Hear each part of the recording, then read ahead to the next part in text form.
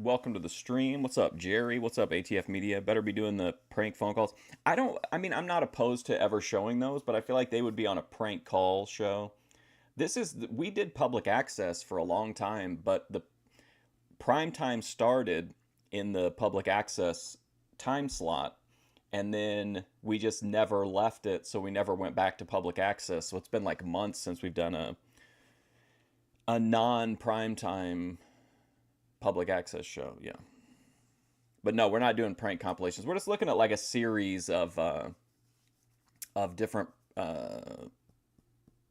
public access shows, like we used to do back in the day, 6 months ago, before prime time. I think it's a pretty good blend too. What's up, F Wood? Don't forget tomorrow, Memphis Wrestling, the return of Bill Dundee. I cannot wait.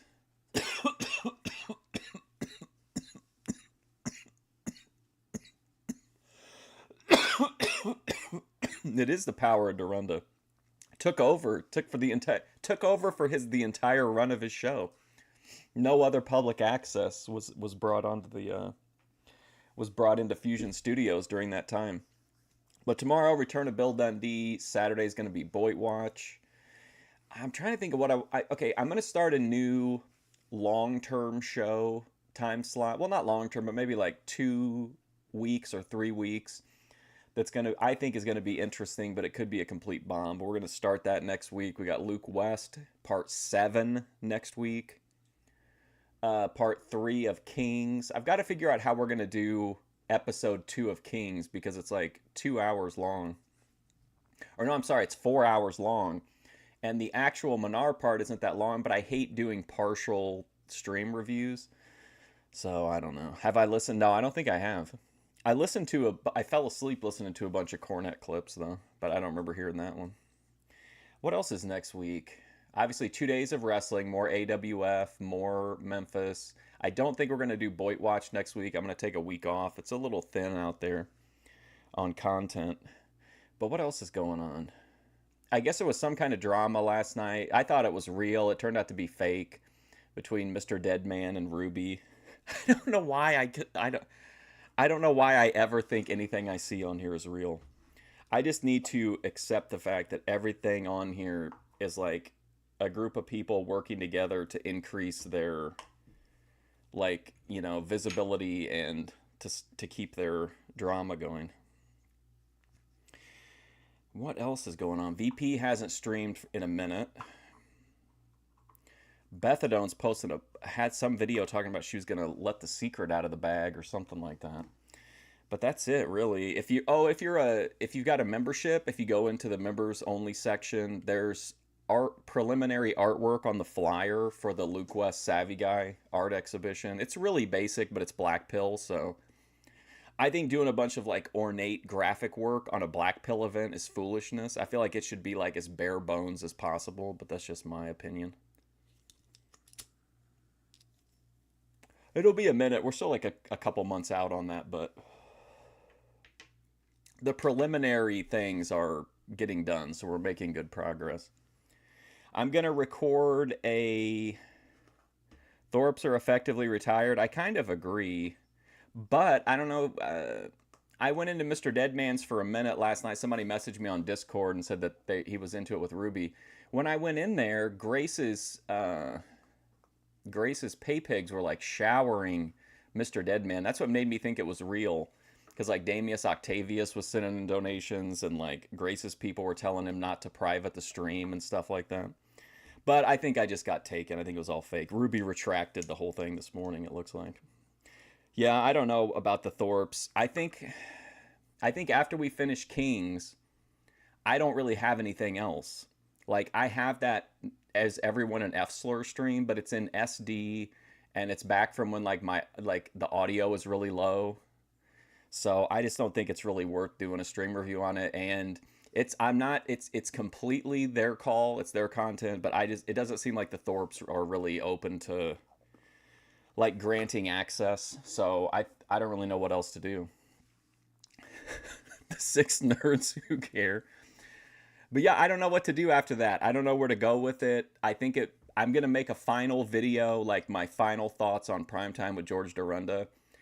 It is probably time to do like a review of Thorpe Alert, like do like a final thoughts on Thorpe Alert kind of thing, because I seriously, I don't know what else to do.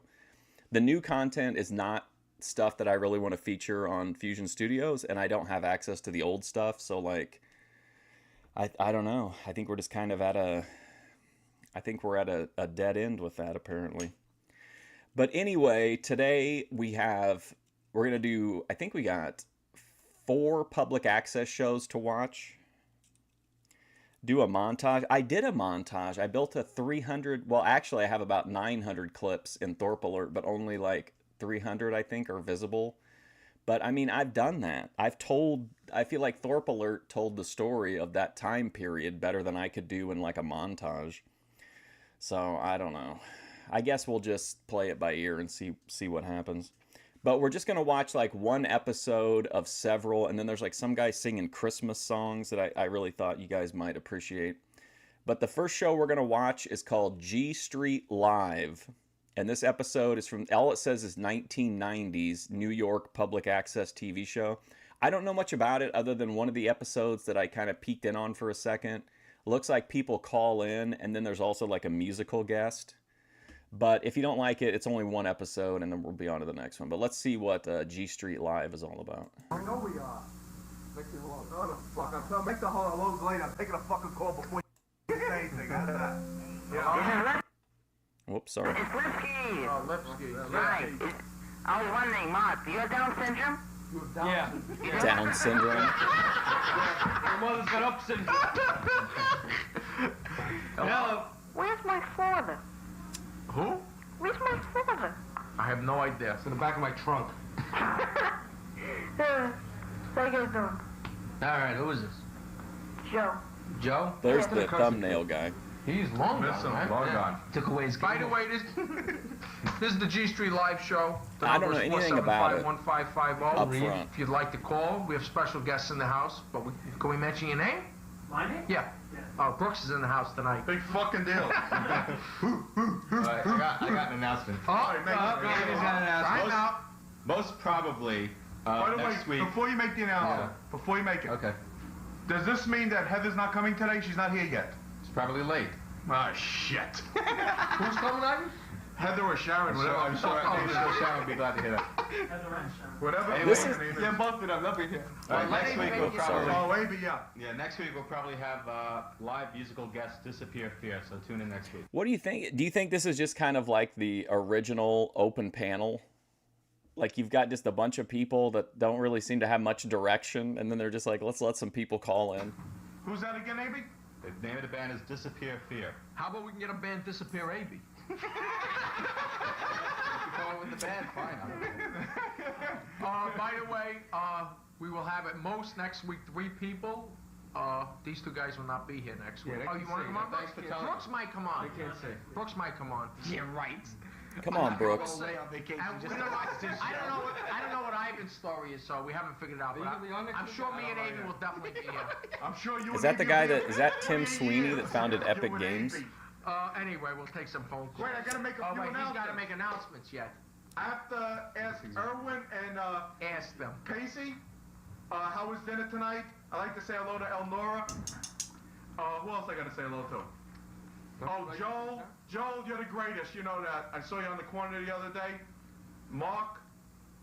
Did I get everybody? I have no idea. I know you don't know what the fuck. I knew you knew doing. so many people. I didn't think so either. 51551. Hello? Yeah. Yeah, Amy. Yeah. Why do you look like a camel's cock? I don't know. We never got that. Well, there you go, ATF. You're getting some Joe Dubin? Hello? prank calls included. A.B. Dahmer. I'm out of here. Yo, it's Jail, 936 years. Hello. Can I ask you guys a question? Yeah, You call nigger Satan? What? You call nigger Satan? Hello? I am a freshman from LaSalle High School. What? Slow down. What? I am a freshman from LaSalle High School. Okay. Okay. That's it. Goodbye. That's it? Okay. Hello. Good for you. Yep. Yeah. Oh. Hello. Yeah, hi. It's Lamar. Hello, Lamar. Hi. How How are you guys? How are you doing? Lamar. You're cute. Which one? All of you. All of you. Well, Ivan. If you had one fantasy, what would you like to do to all 5 of us? What? I don't know if I could say it. Yeah, you can say anything in public access. Well, I'm not sure. I'd have to think about it. Okay, think about it and call us back and let us know. Yeah. Hello? Yeah. This is for the guy in the red shirt. Yeah. You're the only normal looking one, so you got a retarded haircut. I got a what? A retarded haircut. Until I got a retarded haircut? What is that? I stuck my head half in a blender. I don't know what the fuck it is. It looks like Donald Strawberry. Fucking ugly. Is that it? You're fucking ugly. Alright, how are you? I'm not home tomorrow if you're listening.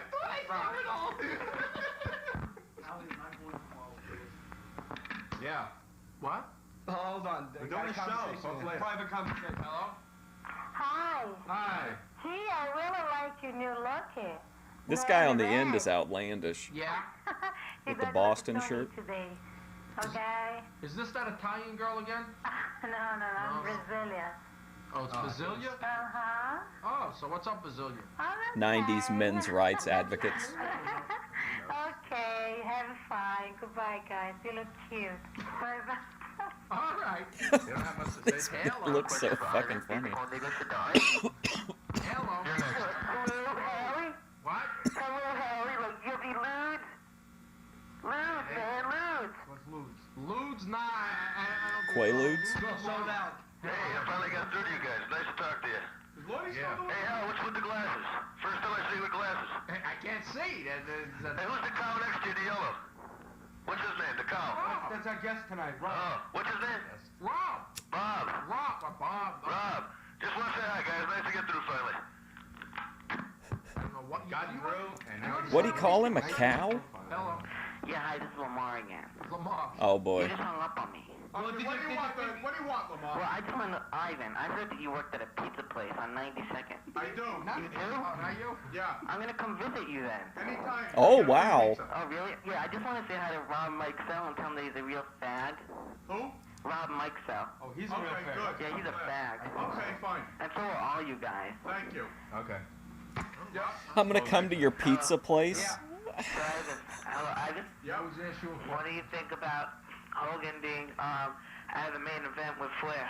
Oh All right, wow. Flair will beat him, and by the way, you're coming on the show next week. No, but, I mean, isn't that dumb that Flair gets to go against Macho Man? I know, but are you coming on the show next week? Yeah.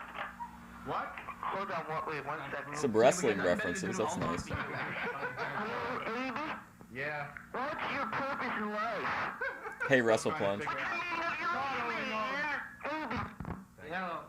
Hello, I'd like to know what you think of the Sid Justice Hogan match. Who? Sid Justice and Hogan. That's kind of interesting. I didn't. You're talking to me. I thought from the outside this looked like it was primarily like a music show. So I'm surprised there's already been like 2 wrestling questions. Hogan should have gotten beaten up. You watched it. I didn't watch it. Vader Any comic books on that? Yeah, I think that Sid Justice will win. Royal What do Dano. you think, Brooks? No, you don't know? I And I wanna recognize know, that. who do you think's I'm gonna thinking be of the Paul next Dano. WCW champion? Oh, that's $10 you got on the air. I don't know. I don't know. The G in G Street stands for gay. Wow. I think it's going to be Sting. Dustin Rhodes. Dustin Rhodes. All right. Yellow. Guess what? What? Not good. You fucking jerk off! Notice that? Yeah. What? Yeah, he's an actor. I wonder if he's related to Paul Dano. Why there? They waste their time to sit there. Hello. Hi, how you doing, guys? All right. Okay. Listen, I just turned to your channel here, and I just want to know, you guys are wrestlers? Is that what it is? Yeah. Oh, great. Well, I've never seen you when you're not worldwide. See Ivan in tights. Have you ever smoked that weed strain, Redheaded Stranger? Yep. Hello. You guys have filthy mouths, okay? Public access or no access. Fuck Hello? Yes. You fucking retard. Hello. Hello? Yes. Howie? Yes. You look very intellectual tonight. Thank you. Are you from Cathedral High School? Right, very good. Very good. Oh wow, high schoolers calling in. Well, these are nice girls. These are nice girls, right? Hey Jeremy. All right. So what's up? Well, I'm doing a project for my sociology class on television shows and how they affect people's lives. Okay. And guess what show I'm going to write about? G Street Live. Right. Oh, boy. Wait, Are you pass? Excuse me? Wait, your name is what, Michelle? Right. Okay. Okay, very good. Very good. You just spit on me. What, you're going to the prom with her friend? Right. Ivan, they're counting on you. Ivan, Yeah. they're counting on Who you are to these go guys? to I don't prom. have any idea. They had a public access TV show in New York in the 90s. That's all I know. I know. Okay. He'll be there. He'll be Okay, there. good. Okay. And I know the purpose of your show is self-expression. Right. But is there a message that you want to give your audience No. that I should mention in my paper? Any message that we want to give our audience? Any messages at all? No messages? I guess that, Guys, you guys lack imagination. that any idiot could be on the air. Okay. Yeah. And we've just proved that. Well, it takes a special idiot to get on this Jersey show. Shore dads. Okay. I just made it. Okay. Keywords. All right? Okay, bye. Okay. What a bye-bye. crew, though, for real. Hello. Hello? Yes. Hi. Hello. Yeah, you're on. I have a question. Okay, I watch you guys all the time. I think you guys are really great, but I don't know all of your names. I know Howie. Okay, I'm Hal, Ivan, Mark, Hal, Rob, and Abe. Are you Ivan married? works at the pizza All of us. place. Why? No, my Mark's getting soon. No, we're not. None of us are married. Ivan, I have to admit, though, I really like your new pants. Thanks. They're really nice. They're beautiful. Yeah, really. They're beautiful. Oh, that could be true, breathing rhythm, yeah. Ivan, Yep. when are you getting that tit reduction surgery you were talking about? Soon. Next week. What do you wear, all right? Next week. 34C, what? What's that? Sean, what size do you wear, Ivan? About 58. Wow. Yo, you guys you guys should play pornos.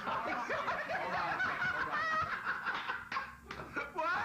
You guys should play pornos more often. Play porno more often? This is Dee Dee, and I think all 5 of you guys Our mother are cooking with jet fuel. I love you. Cooking with jet fuel. Tell him, Dick. That's it. What All happened? right, he's off. Are you talking about the audio on the show or on my show? It's me.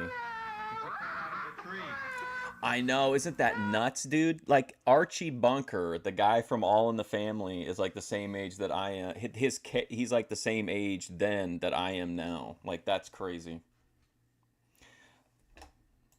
We don't take calls from pussies anymore. Hi. Hi, how are you? We're doing fine. How old are you guys? Mid-20s. Old enough. Mid-20s. There you go. You guys are old. Huh? You guys are old. Us guys are old. Yeah. Yeah. You're young. No. I'm 19. How old? 19. 19. Yeah, you want to talk to my older sister? No. You'll do just fine.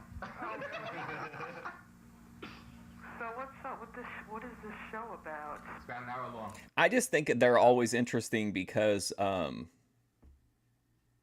like, they were only in that area. So, like, you were literally just broadcasting to, like, people who you could probably run into at the mall. Like, your signal very rarely, unless people traded the tapes or whatever, like, you're just broadcasting to your little area. I just think regional stuff to me, whether it's movies, TV shows, music, whatever, I just think is far more. I just love regional based stuff, which you can't really have anymore with the internet. You made that up all by yourself? I tried. All of them. That one about 90 times on the show already. I know. We gotta get a new line. What's your name? Who? You. You, Big Mouth. Howie. Who's G? G? No one's G. So why is it G Street? That's where we live. We live on G Street. Where's G Street? Brooklyn. Oh, it's in Brooklyn this week? Yeah. I think all of you guys are sexy. Okay, thank you. The guy in the Boston shirt cracks me up. He seems so out of place. All 5 of us. All 5. Yeah, all of you guys are married? Nah, we're not married. No, only one to be soon. He said. Yeah. I would love to do a public access show. Yeah, about 9 kids. Oh. I mean, really, it's kind of like what I considered my show for a little while. Scattered all over the city, right? Oh. Okay, hold on. Here's my cousin. Oh, okay. You gonna hold for this? Hello. He's a new coolest. Hello. Hello. Yeah. Especially on Twitch, because I'd have like guests and like special events and shit. You can't really do that anymore. Howie? Yeah. I'll take the one in the yellow. Yes, The Price is Right. The Price is Right. Why can't it be you? What? Why can it not be you? Why can it not be you? not be me for what? I don't know. She wants to meet you. All right, so you call after the show like everybody does. You laugh? Everybody. The Goldbergs, is that one sitcom? He's right. Hello? It's funny. I call after the show if you want to talk to any of us. Hello. Who are you guys? We are the Your worst Street. nightmare. Yeah. Yo, what's up? I'd like to say hello to John and to Rocco, Jamie. I've only seen one other episode of it, and I only watched it like part of the way through, but it seemed like they had like a call-in section, and then they did like, oddly enough, they had Rick Derringer on the show, the one that I watched. But yeah, there wasn't really, I don't think they ever talked about anything. They just responded to the callers. I was just going to say, this sounds like Rocco. And, yo, Mark, how'd you break your arm? Bungee jumping. Didn't you notice a 300-pound limit, you stupid fat fuck? Wait. I was asked to ask you truthfully, how did you break your He arm? was asked to ask you truthfully. No, but they want to know the real real reason. truth? Yeah. You tell him. Mm-hmm. He went to block a shot, and his hand got caught over the rim, and this guy came along. I mean, there's really no way to go back to it, though. I mean, that's kind of, to me, what the Boit is the closest thing you can get to it, because I guess it could get out there, but it isn't. Like, a lot of these people they're not stuck regionally on a map, but they're stuck regionally on YouTube, you know what I mean? But I don't really think you could go back to regional stuff just because everybody films everything, and nobody really, like, watches stuff live anymore. They just watch it through their phone, like record it through their phones. And he rammed it down. That's how it's all got, bro. Look, there's a rim over there. You want me to demonstrate? Yeah, why don't you show it on that basketball rim over there? right. Oh, yeah. But there was a time on streaming like where the people who watched wanted a good show. And like, so you could do all kinds of stuff like that you couldn't do now because you didn't have to worry about getting doxxed. You didn't have to worry about weird shit like that happening, or like people harassing people that came on your show. There were clippers, but it was nothing like now. Only like very few people, like I remember on Twitch, Soda Poppin' would get clipped a lot, but like there were very few people that got clipped. So like every show was pretty much like, you know, VODs disappeared back then after I think like a week or something. So like it was just like you could do whatever there was so much more creative freedom, and like audiences that wanted good content, they weren't trying to be the show. You know what I mean? I don't know if we could get back to that or not. I just think it's a societal thing. Yeah, I don't even like your voice. Hey, Rob, I think you're cute. I think on nigga she died. All right. Wow. Yeah. Hello? Yeah. Can you hook me up with Michelle? Yeah. Who's Michelle? Michelle's not here. Oh, she's talking about from Cathedral High School. I don't know Michelle. Michelle, if you like this guy's voice, fall back. I'm gonna say Agnes. Oh, you went to Agnes? High school. Oh, Agnes High School. Say Agnes High School. Whatever, who cares where he went? Hello. Yeah. Why'd you hang up on me? I asked Ivan a question. What's up? What? Ask Ivan your question. What's up? Ivan knows this. Okay, now can I continue what I was gonna say? What? Can I continue what I was going Sure, go. Yeah. Hello. Hey, I got a question for the guy in red. Yeah. Why do you hang around with such a bunch of fat bags of shit? Question. Yeah. Hello, it's Rocco. How you guys doing? I just like to say, you know, Like you could feud with other streamers and it could get really like wild on camera, but like you never spoke to them. Like there were never conversations off stream about them, you know what I mean? Like you just feuded with people sometimes and it would get really wild, but it never went past like, you know, making, you know, putting on good content. last week a guy said he was Rocco and he called after me. Right. I'm gonna fucking kill him. Okay. I want to say hello to Jamie and Nick, and I have one more question. Why does Rob always diss on Ivan? He's more of a fucking fat ass pig than Ivan. I don't know why he's dissing on him. Not saying that Ivan's not a fatty. Mostly ball busting, yeah. Yeah, that's what I'm saying. I think the place I went to had like, I think 38 episodes of it. I don't know how long it actually ran for though.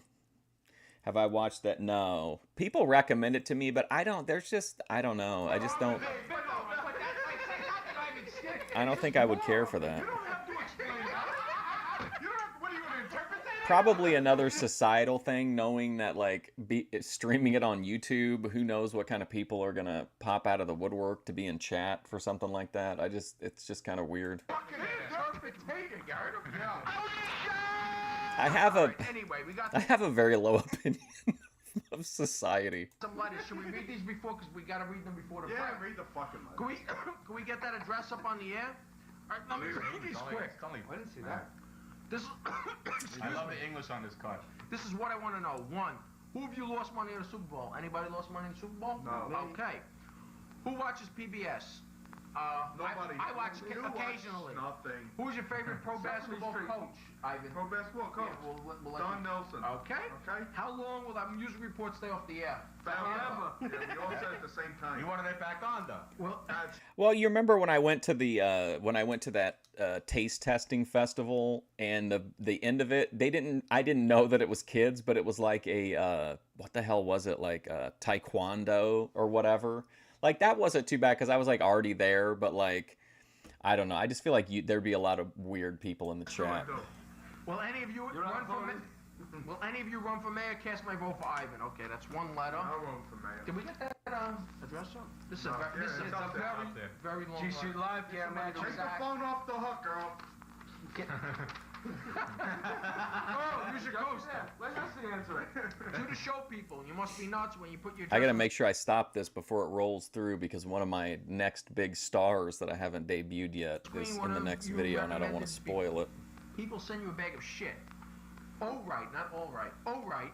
What if someone actually did that? Would you show it on the air? No, it's supposed to be alright. Oh, okay. Would you show it on the air? All right, if you're desperate for mail, for a bag of shit. Oh my God. Now that I have your attention. They were here's shoot the matches? regular Wow. panel last week, I guess they meant. They're here. We're here now. Okay. I've watched the show pretty much over the past 5 months, and I'm curious, what was the smallest amount of regular panel members you ever had on the show? One guy? No, the answer to that is 3. This picture is my ex-girlfriend Julie, who moved. This is from Bill to Reno, Nevada. Let me ask you a question. Now what are we supposed to do with that picture? Well, supposed to find her? Well, We if go to anybody- Columbus? okay. We gotta find this bus woman. If anybody, look for a girl with a bus attached to her. If anybody is out there that works for Delwood, put this picture on the next milk carton. All right. Well, you got that address, right? That was. Yeah. Yeah, we got it out there. Send us some letters. Well, G Street Live, Gary. all right, okay. Metro Access, 110 East 23rd Street, New York, New York, 10010. For more information, that's Ivan's number, I believe.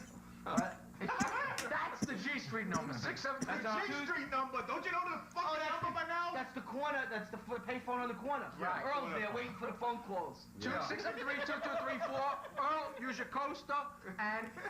Denim on denim. Is that like the Weird Al version of metal on metal? 673-2234. And we'll say goodbye. That's like Billy Jack, denim on denim. Oh, wait, so people in Paragon don't know to call that number about 1, 2 o'clock in the morning. Call Yeah. 1 2 They don't know what time to get Right away.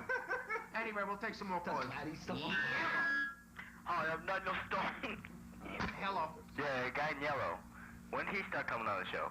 He's been well, he hasn't been on for about the last 4 months. That's not true. He's always on the show. He's always on the show. Yeah? He's been on since. I'm always on vacation. Have you ever been on a diet? Yeah. Yeah, I think you should go back on one. Yeah, when I fuck your mother, I swear on my weight off. Hello. Hey, guy, Ivan. Yeah. Yeah, Anvil. This sounds like it's a mayonnaise jar. Yeah. Yeah, this is Metal on metal. boyfriend. I just want to say that he's the biggest faggot type asshole as for you guys. Okay, thank you. So? Yeah. Good. Very good. Oh, really? A Dunkin' Donuts? Ruby Spacek would like that. St. Agnes is the wackest school You don't make as much money before as in my life. St. Agnes. Hello. That's a good one. Hello. Phone's out of, back there. phone's out of order. Hello. Hello? Yeah. Yes, this is Mike Tyson. We're going to be having a benefit at the St. Agnes School.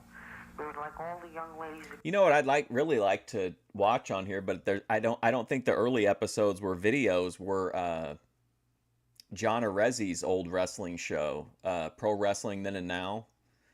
That would I think Then and Now was the show where he went back and reviewed his own show, right? But he had like John Arezzi's Wrestling Spotlight or something like that, and it's a crazy good show. Come and be contestant. We could listen to him, I guess. I don't know what we could do for visuals. Amy? Amy? Yeah. Why is your head look like a camel's cock? We have to explain this on Amy? this. What? Christ. Yeah. Hello? Yeah. Hi. Hi. How are you? Shut that kid up. Listen to the tongue. Hello? Feed your cat. What?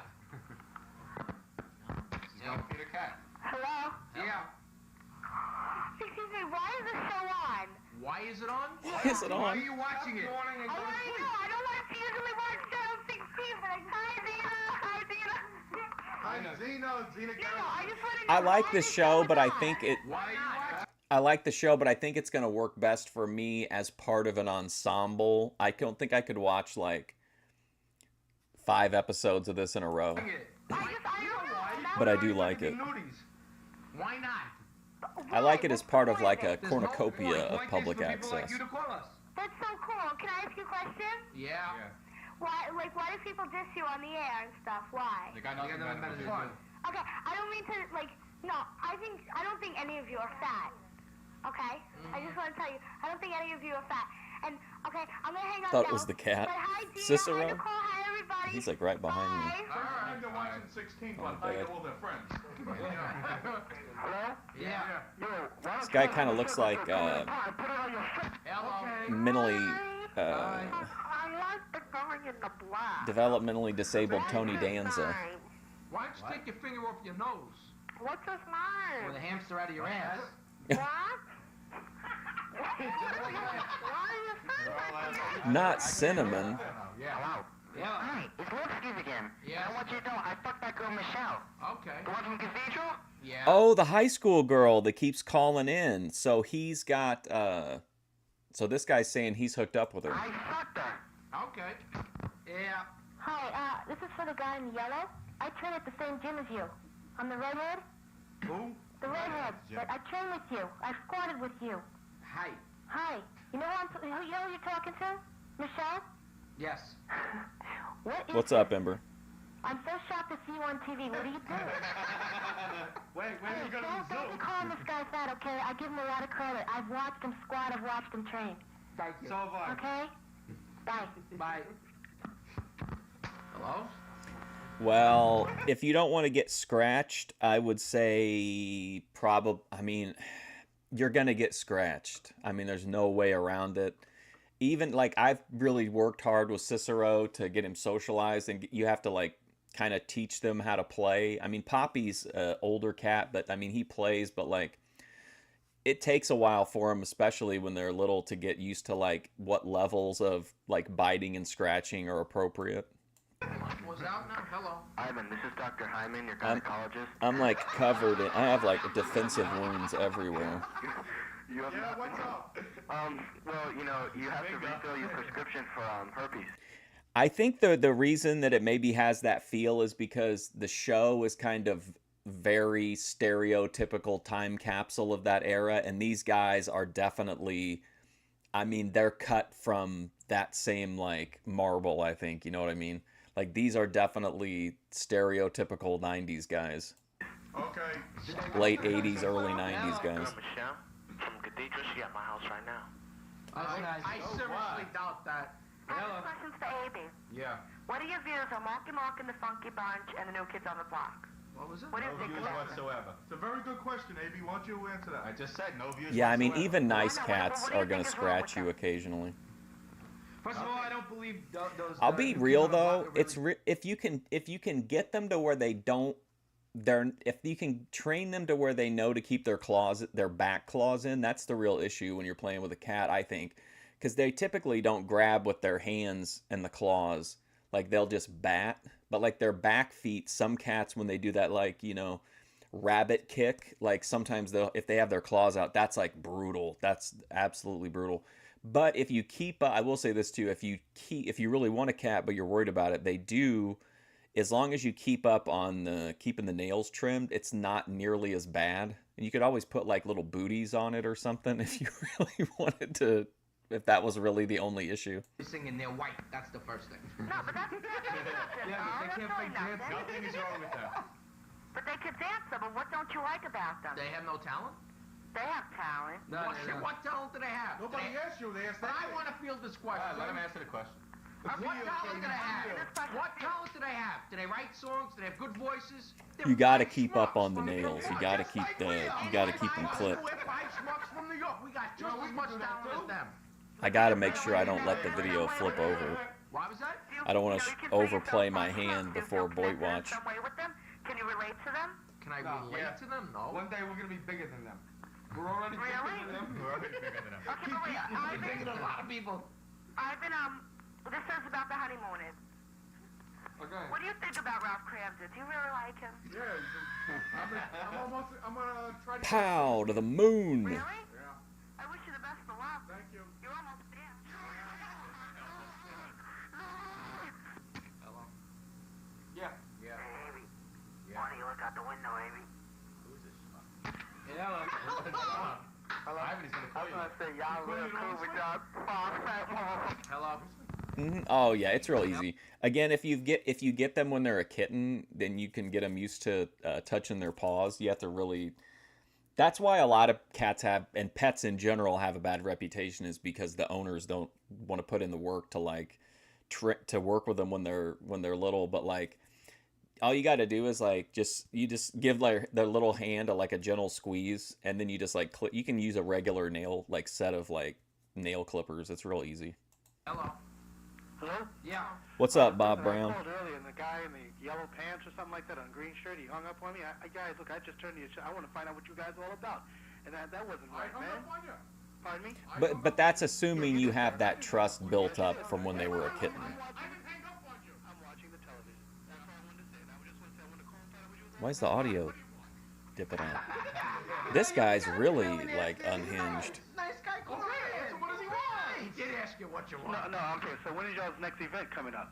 What? When is your next event coming We're gonna up? be singing the open next week. We're gonna be singing the national anthem at cockfights in Brazil next. Real nice guy. Yeah, we are. Okay. Bye. Real nice guys. We're on every week if that's the question you're asking. That's why. That'd be a reason. Hello. What was the points by that? Hello. 11. Anybody there? Hello. Hello, guys. This is Gordon. I'd like to say hi to my friends Chaim and Moishe from Temple, and I have a little bit of soft drink trivia for you guys. Soft drink trip. Oh, nice. Yeah. Okay, can you name both acids that are in Coca-Cola or Diet Coke? Brooks? Lactic acid. Both acids, yes. Ascorbic acid. No, it's phosphoric acid and citric acid. Okay. Very good Okay, question. bye. Citric Very acid. good question. Citric acid. Juice. Wow, that's the number Yeah, 2 I ingredient. use citric. I'm not gonna vote. Yeah. Congratulations, Mark. Talk to you later, baby. Hanging up on my boy, Jamie. Hello. Hello. Yes, my name is Mr. Bunyan Singer. Oh, I'd like to tell you all. I mean, they do make actual like kitten mints. It's not to make them quiet though. It's just so they don't. That's harder to claw you. Did you want HIV virus? Slow down. What? Says we have HIV virus. Go to the 910 Legion, please. I haven't seen Luna today.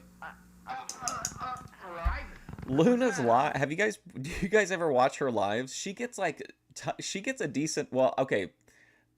I'm talking about decent from from a Fusion Studios perspective. What is that? Like she's over 100 views a live stream, which is pretty impressive I can't hear. for how many subs she has. Try again. Back my hands away from the phone ever again. Hello? Hello? Yeah. I know. I don't want to hear that. Don't start with me. Hello? Yeah, didn't somebody call in earlier about that? Hello? Hi. Hey, man, you guys had a good show, even though Ivan was gone last week. Did you miss him? Yeah, not at all. Ivan, you were gone last week? Hey, one question. People called in last week looking for Samantha's mom. I was wondering, did she ever blow Ivan's head? Must have been. Go around. I would call in specifically to tell him to please tell this guy to show some respect and be quiet while the callers are speaking. Anyway, I'd like to say goodbye to the people up in Paragon. We're only on from 10 to 10:30 up Yeah, there. tune in next week. Special musical guest, Disappear Fear. And hopefully disappear AB. Are they definitely gonna be here, AB? He said he don't know. He said he'll let you know. Jesus Christ, he's trying to get some I'm really paranoid. I don't want the video Are they to gonna run be here? over. The comedy actors left? He is right. Anyway, we'll take some more Brooks, calls. the best one will be here next week. 475-1550. Nobody's letting Yellow. Hello, I got a comment. The new kids on the block is for the garbage. You know what this is? Is that Hormaxer? Please stay tuned.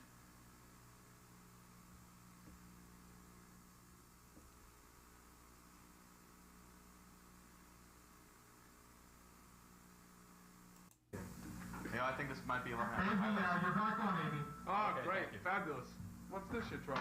Thank you. We're back on the air. Hit a button. 475-1550. Thanks. The to our Wiggles Renee. on meth. We're, back Can't on read the Hey, air. how's it going? I thought you said All right. CPS. Hey, I got a joke for you guys. Uh-huh. What has a little dick and hangs down? You're right. What has a big dick and hangs up? Hello. What the hell? That was the answer. Hello. Hello, Yo G, you guys are a bunch of fat fucks. Thank you. Yeah. Yeah, that fat shit on the second stand at the left. He caught himself like that. Hello? Remember when Ben was making his plea to Minar and he was like, "You're not gonna let this pig." What a magic line from Ben. That was wild. What happened to all the normal callers? This pig. Hello? Hey, still in the air. Hello. Hello? Yeah. Yeah, hi, how you guys doing? We're All doing right. fine. I just want to know who's not circumcised. Who's not circumcised? You know, that's a good question. What? That's a good question. Ryan is circumcised. And who's the biggest? Well, why don't you come down to the studio And you can have find out. You can have a test one. Come down and find out. Yeah. I'm sure. 230. Oh no, oh thank God. Okay. That was just Ric Flair on the Sally Jesse Raphael show. You haven't heard the F slur yet? Yeah, it was in there. It was early on in the show. All right, so this is our next show. This one actually is out of Duluth, Minnesota, which is honestly a gold mine for even recent public access shows. But this is called The Average Guys TV show. I don't know anything about it. I just saw that it was a Duluth public access show, and I thought Duluth, you know what I mean? Like that seems like it should be a good place. So I looked into the station that's there, and they're still in business now producing content. Not The Average Guys, but the Duluth public access is still active. Hello and welcome again to another edition of The Average Guys, a special edition, may I say, to boot. I'm your host, Johnny D, and with me, my co-host, Kenny K. Johnny. How you doing, Kenny? Ooh, look at him We're dapping here up. at the Longview Tennis Club for the 3rd annual Legacy of Hope Pro-Am Tennis Classic. It benefits the Duluth Clinic Education and Research Foundation for Cancer and Heart Disease, and about $40,000 have been raised in the past 2 years. It's a 16-team tournament on Sunday with a $2,000 purse from 10 to 2:30 p.m. And today on Saturday, we have tennis pros Tim Mayotte and Gene Mayer participating for the fundraiser. And Kenny, we have a special guest sitting right next to us at this moment. We have a real special guest here. This is a gentleman that was rated in the top 20 Look at this great lighting. of all the world's tennis players. Be real. Was there a single fucking scene ever on primetime that was not properly lit, whether it was natural or artificial lighting? I don't think a scene like this would cut the mustard with George. When his career was At its peak. at its peak, yeah. And we've got him here with us today, Tim Mayotte. Hey Kenny, Tim, how are you? Nice great. to see you. John, How you doing? a little hot here. Oh, I hear ya.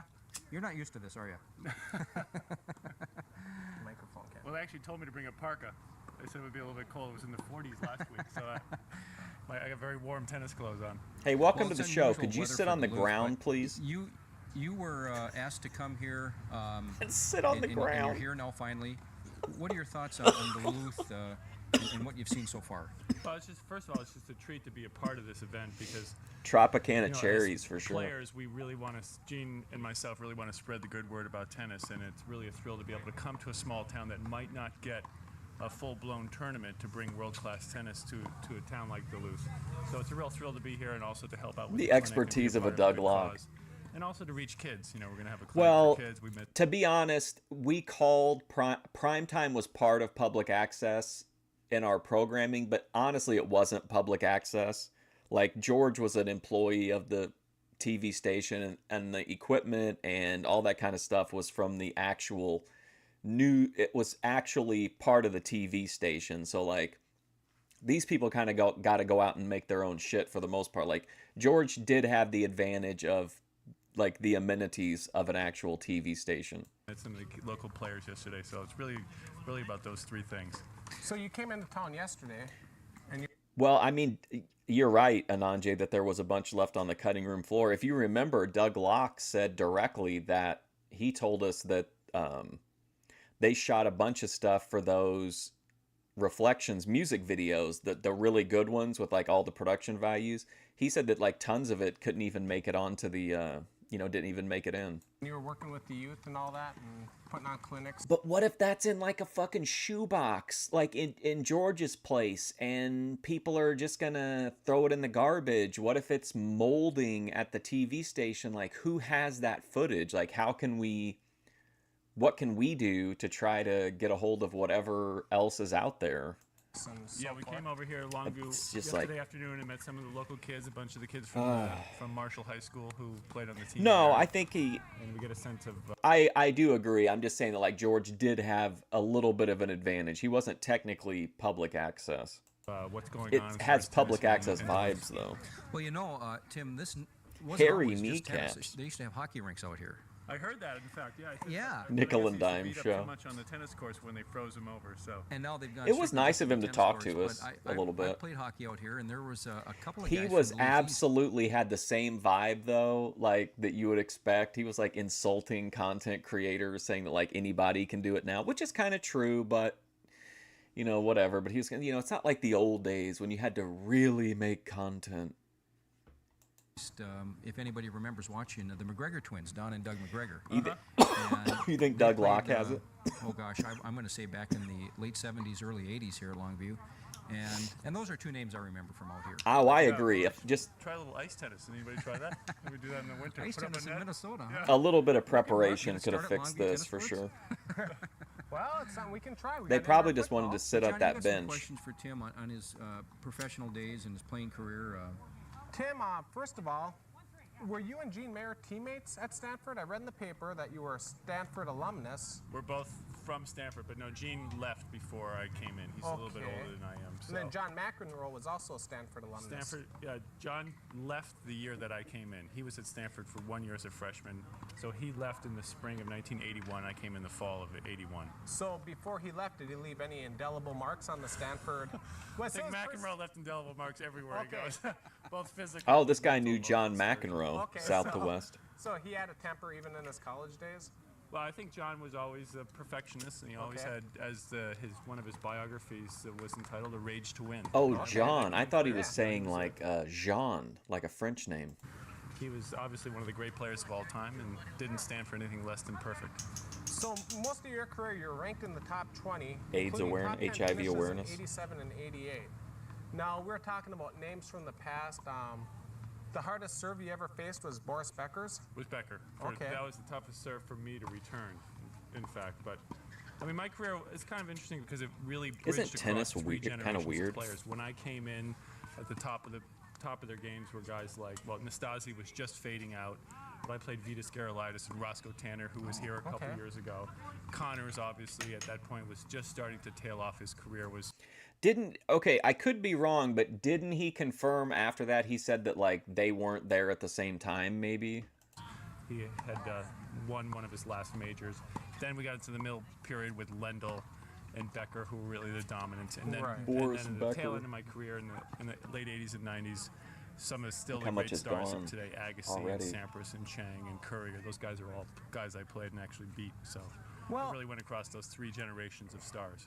And then in 1988, you won the silver medal at the Seoul Games in Korea. Right. Oh, wow. Was that the first year tennis? Was that a introduction sport, or was that a silver medal? full-blown No, medal it was sport? the first year that tennis had been reintroduced as a full medal sport. Okay. They had it as a reintroduced. Yeah, because actually tennis until the 20s was a full medal sport in the Olympics. And then This when guy looks Davis like he's Cup had wearing an grown in such executioner's stature that mask. The players lighting felt is that so they bad. didn't I need forgot it he was even there. As part of the Olympics, then tennis was taken off the list of Olympic sports. Boris Pecker. Because of the Davis Cup. Well, that's my understanding. Is that Okay. Davis He grabbed Cup, me. because it's a He grabbed annual me event, and because it had grown and the in Boris prestige Pecker to in the such a point, shower. they felt that they didn't need tennis in the Olympics because we had our own international competition. Okay. But there was a movement in the early '80s to bring it back. 1984, they had it as a demonstration sport in Los Angeles. It's an I think interesting it was. interview, but Steffi like Graf this and Stefan lighting is Edberg just won the two gold shits. medals that year, and then '88. We played in Seoul for the first, and it was actually interesting because we were the first acknowledged professionals of any sport to play in the Olympics. But the irony was we were actually the only amateurs at the Olympics that year because we were playing for free and everybody else really was playing for their careers. Really? It's one of the great lines of Jan Tiriak, who's Becker's coach. He said, the tennis players are the only ones here playing for free because we didn't get any compensation, whereas the other people, obviously, that's He's the their whole club life. pro, They I do well, guess. then they're basically undeclared professionals. Okay. Well, now, in hindsight, when you're talking about Davis Cup and the Olympics, don't you think it's more I'd like to see prestigious, Grace play more- tennis. It helps tennis more to be in the Olympics than Davis Cup. I mean, people talk, but, the average fan out there really doesn't follow the Davis Cup as Pete much as they Sampras. might follow the Olympics and see the name to give it a little more notoriety and so forth. And Yeah, it's actually one of the great tragedies. When I was in school, like one of the, even for the people who didn't really give a shit about anything happening at school, once a year, like everybody cared about the badminton tournament. Like that was the one thing that like everybody really got excited about, and it was always like, it almost felt like a kumite, because it was like one loss and you were out, and you had to like, it was doubles, so you had to like be real careful on who you picked. Tragedies that folks in the United States don't follow Davis Cup. I just came from What color Davis is a Cup tennis where the ball? US Aren't they lost to green? Australia in Boston last week. And for you folks at home, if you ever get a chance to see a Davis Cup match, you should absolutely go because Davis Cup competition is just one of the most Oh wow, exciting they only things played in all one sport. year. And outside of the United States, for instance, France or Germany or South America, Davis Cup is one of the 2 or 3 biggest events that they have all year long, because it just becomes part of their national fabric, the way the World Series is here or something like that. No, we lost to Australia 4-1 last week. And then there's all this controversy, should we say, with Pete Sampras filling in for, and I can't think. For Todd Martin. For Todd Martin. Finally, we're going to hear What was about the all that- controversy. What was that all about that? You can fill us in more than I How can. much time do fill we you. have? Very long drawn-out affair. Essentially, what has happened in the past couple of years, there's been a complaint from a lot of folks that the very best United States Dodgeball players meets are not playing volleyball. Davis Cup. That includes Sampras, but along with Michael Chang and Andre Agassi. What has happened there is, I think you said it, you put your finger on it by saying, Davis Cup is not followed that much. These guys were playing Davis Cup in the early 90s and winning, but not getting any attention for it. Folks in the United States were not following it. It's not getting press attention. So they basically stepped out, and it's been a long, drawn-out affair, but Sampras chose to come back, but there was some question why he didn't play singles. And why do you think he didn't want to play? Because, what's that? Why do you think they didn't want to play singles? What's that? Because he just thought he was coming onto the team. Why do you think he didn't want to play? Because, what's that? Why do you think they didn't want to play singles? Because he just thought he was coming onto the team, sort of on the spur of the moment. Exactly. Because Todd Martin and Jim Courier had competed on the team the whole year. He didn't want to step No on anybody's rackets, toes sticks, by or coming bats. in Wow. and taking over their spots. And that's honorable. But do you think tennis could do more That's to honorable. promote Davis Cup play than the average viewer like us don't have a... Actually, at Boston, there was a big forum with former Davis Cuppers. Remember that there one and some girl, marketing folks remember that talked Monica about how you Seles? She would always Davis make Cup that really loud, like, more grunt accessible, sound more when known she to would hit to the ball. U.S. tennis public. Because I find that it's really hard to follow.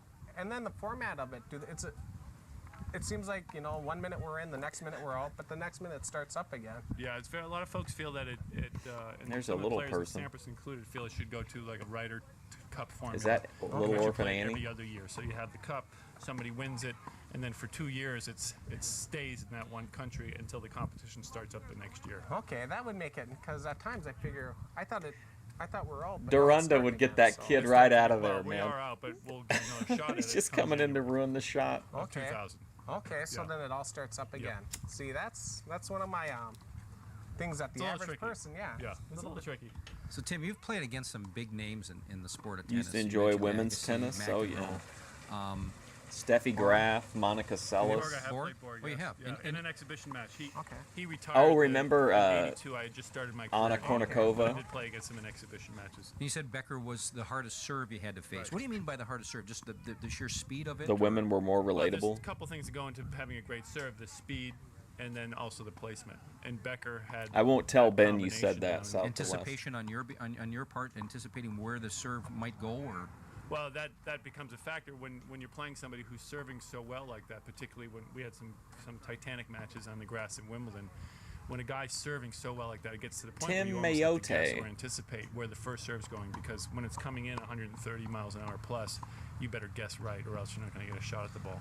so Becker was the hardest person for you to play against as far as the serve was concerned. Right. What about the overall player that you had to play? Lendl.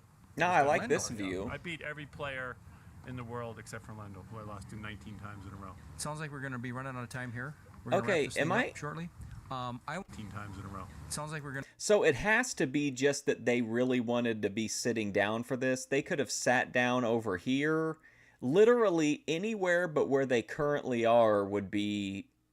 Anything this way would be great. Anything that way would be worse. But, like, I just don't understand why they couldn't have gotten a better... that it would have looked just as nice sitting on the hill. We're going to be running out of time here. We're going to wrap this thing up shortly. I want your impressions. Martina of Navrachilova's Longview, anti-trans. and you're going to be playing here today, and some of the things that you're going to try to bring here to Longview today while you're here. First impression, I just think this is just a wonderful club. You can see it's set up in the neighborhood. It's public tennis, which I believe it. I grew Anna up playing in Kournikova public was tennis kind of like an courts, and I think old everyone should have school access to it. Then we're gonna be trad working girl with adults and the icon, kids tennis who come out here, trad. showing them some of the basics. And then Gene and I are going to get together and do a singles exhibition to show them a little bit of high-level singles play. Great, great. So how much time we got here? Any idea? So, anyway, I tell you what, how has the game evolved over the last 20 years? Hey, listen, I'm done interviewing you. I really wish this could end, but I'm going to go ahead and ask you these. It's really going to be meaningful when I ask you these questions now. Since you've been playing. The big change is that some people are squawking about and some people love is that there's a lot more power. That you could have said, like, oh, I have so many questions I want to ask you. How much time do we have left? I want to make sure I focus on the important ones. See, that's how you do Power it. in the game now. Everybody's serving big. You've got a bunch of servers serving over 130 miles an hour. And so, and like in all sports, it's the athleticism and the power that's changed the game away from finesse. And not so much the men either as it is the women. There's a lot of bright names in women's Hold on a tennis. second. The Venus or the Williams girls. That's right, yeah. Again, you have some of the Russians there. Kournikova, is it? Kournikova and Capriati's comeback, which has been of interest of late. Steffi Graf, who's hung on and obviously played so great at Wimbledon. Is she one of the greatest women players ever? Well, some folks would say she's the best, although Martina would get a little bit upset if you said that. But don't say that to Martina. You know, fortunately, she's in Aspen, so she won't be picking up the program. What were your thoughts on this? To me, Graf is a better player. What were your thoughts back? I don't remember the year when. Who was it? It was the. They had the two. Is it Bobby King? Oh, Billie Jean King. Billie Jean and King Bobby Riggs. and Bobby Riggs. Yeah. Do you think we could watch it was a great the IRL? show She business. released like an IRL DVD back in the day, kind of. It's only 42 minutes long. Says thank you to the government of Tamaulipas, Mexico, and the Hacienda San Juan for filming there. I don't know. Maybe I don't know if it would be like heavily policed or not. I think Lionsgate owns it now. Yeah, Lionsgate. Moment for the sport. And a lot of people feel actually that was the height of the tennis boom. It was the most Jennifer watched Capriati, in hell yeah. person and on television tennis match in the United States of all time. I mean, it just had an enormous impact. I think there was 41,000 people at the Astrodome to watch a tennis match. I mean, that was just unthinkable. And at the same time, there was like I can't remember, 60 million or 75 million folks watched at home. And so, you know, sure it was show business and ham and egg, but it was a great show. You think this is around 99? Felt that it had a big impact on women's athletics. As you know, we watched the women win the World Cup and all the speculation, all the celebration around that. For that little trophy, I'm sorry. Yeah, I exactly. just had to say. Yeah. But a lot of folks credit Billie Jean King, in part, that match with the growth of women's athletics as being an acceptable, marketable, profitable enterprise. Not just tennis. Not just tennis. I mean, she had such an enormous impact on women's athletics and women's issues. You know, she was voted one of the 25 most influential people of the last generation by Time magazine because of the I was impact actually at number that match 28. had something I to do with almost it. made the Because I can cut. remember being 8 years old and running home that night to watch the big match, and it was, you know, it was, Yeah, it was same the here. event, sports Tennis was fans, real too young to big, remember, like and, especially it was like a the big Pete event. It was a big Sampras event. versus Bobby Riggs was the Andre Agassi, and then big Andre show. Agassi Yeah, had he all came those out with a- weird, He had a Baby Ruth, like, you know, chicks carrying him out there. It was hyper very- 90s commercials. Very exciting time in the sport. So anyway, I think this might be time to wrap it up here, wouldn't you think, Kenny? How much time we got here? 15 minutes more. Got this guy here too. Oh, all right, great, great. Okay. Well, thank you. I'm not knocking these guys because it's public access, but doesn't this make you appreciate George Derunda? Never, I don't remember him ever asking how much time was left. You know what I mean? Like, they're probably maybe shooting this live, but even so, I feel like he would or they might be broadcasting it live, I mean.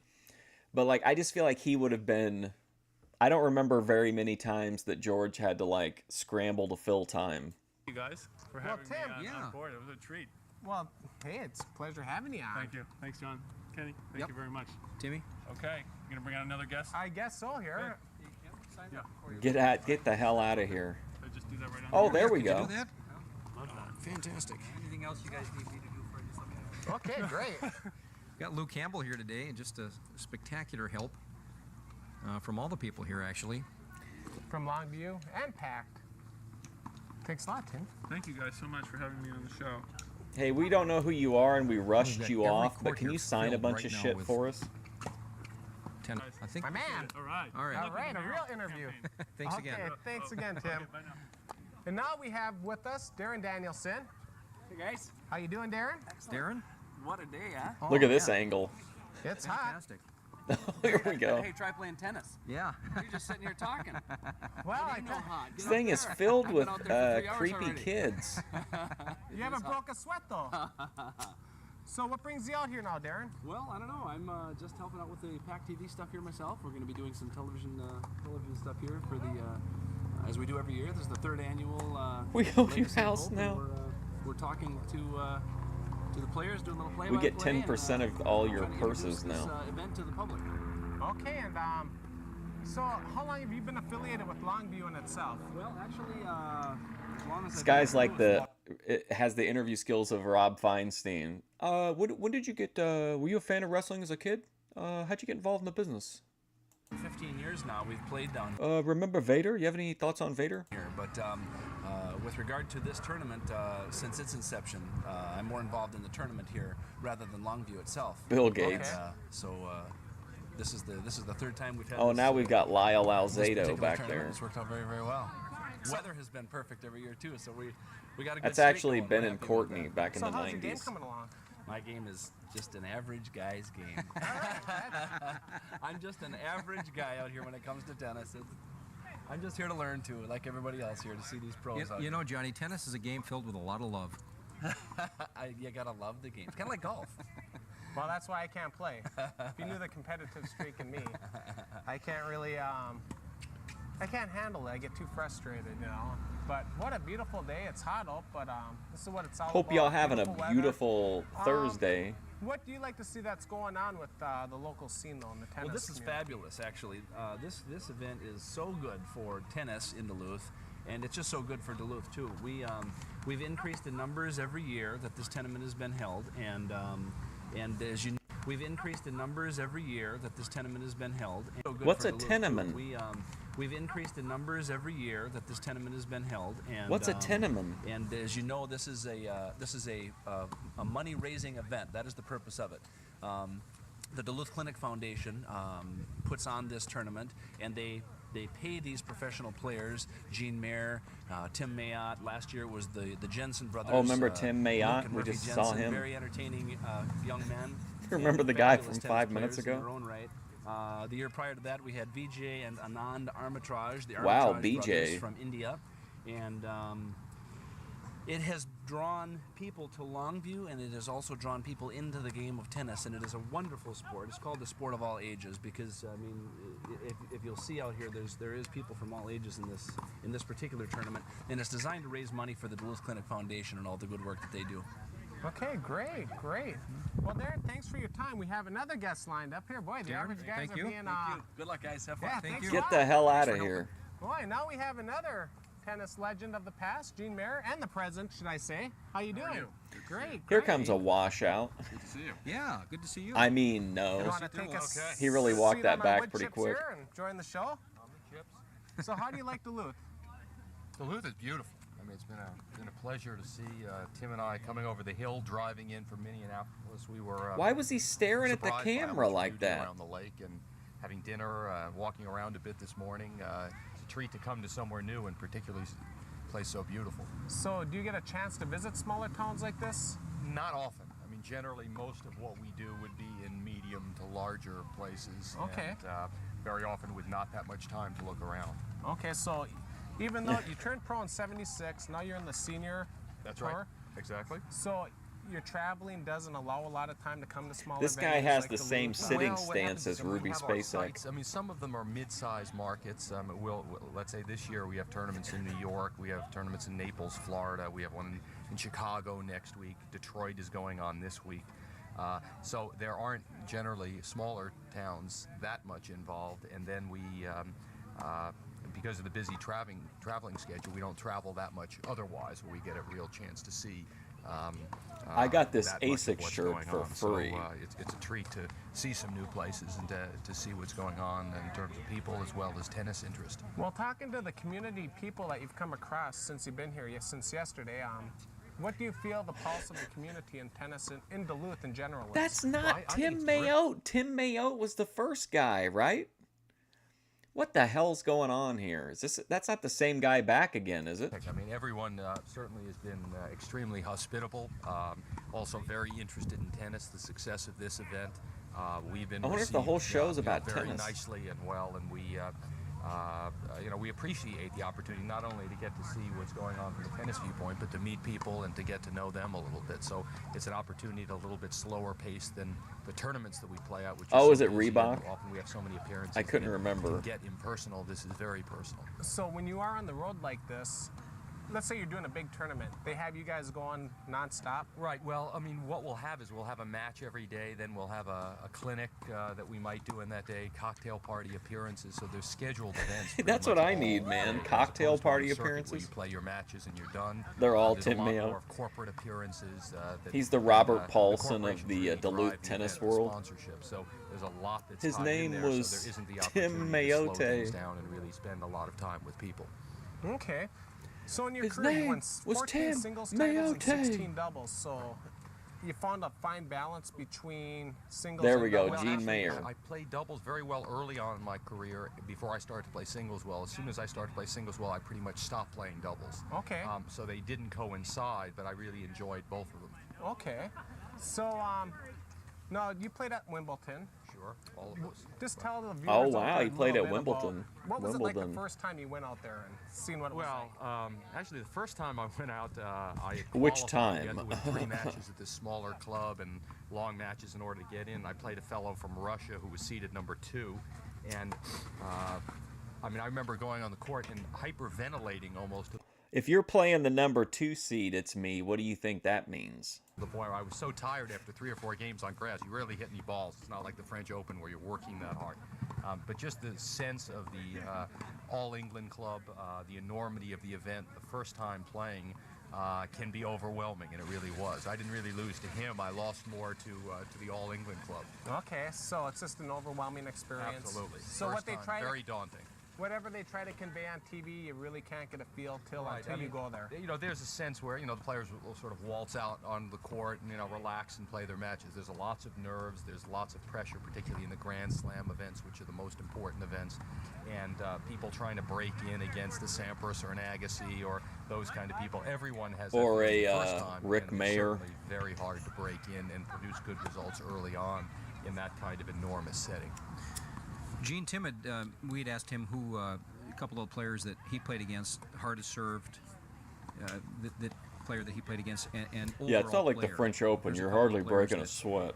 come to I mind. would say from a point of view of the best serve, I would say it was McEnroe of time, and I would say that probably goes on till today. I mean, Sampras is a great server and serves very hard, but I think McEnroe, in terms of placement, what he could do, the way the ball moved, and the variations of the ball, there were subtle differences. Well, that's an I think, that interesting would probably choice. What was still going make him on the there? best server ever, even though Sampras can serve harder and is a fabulous server. And I would also probably give Fabulous. McEnroe the lead in terms of the quality of tennis that he played. It was relatively short compared to, let's say, a Connors in terms of length of career. If you talk about length of career, I'd probably give that to Connors. If you talk about quality over a shorter period of time, I would say McEnroe produced the most gifted, sort of magical tennis that's ever been played. Okay. Well, throughout your career, you played a lot of matches, a lot of tennis. Just like the obviously. Summer of What were Grace, some of the it more was memorable, brief or if but you can think magical. back to the most memorable moment in your career? Well, I would say there are probably two, and I would say they're more memorable. See, I like from to an go to the emotional tennis viewpoint court and probably then take up an entire court recording a taste test for a Burger King drink. From a pure tennis and importance. One was winning the French Open doubles with my brother. Sandy. Right, Sandy, and that was very exciting. And the other, probably, which has now really been downvalued in the world of tennis, was winning the Davis What's Cup. up, Cody McEnroe Turbo? and I played the singles in France in '82 when we won the Davis Cup.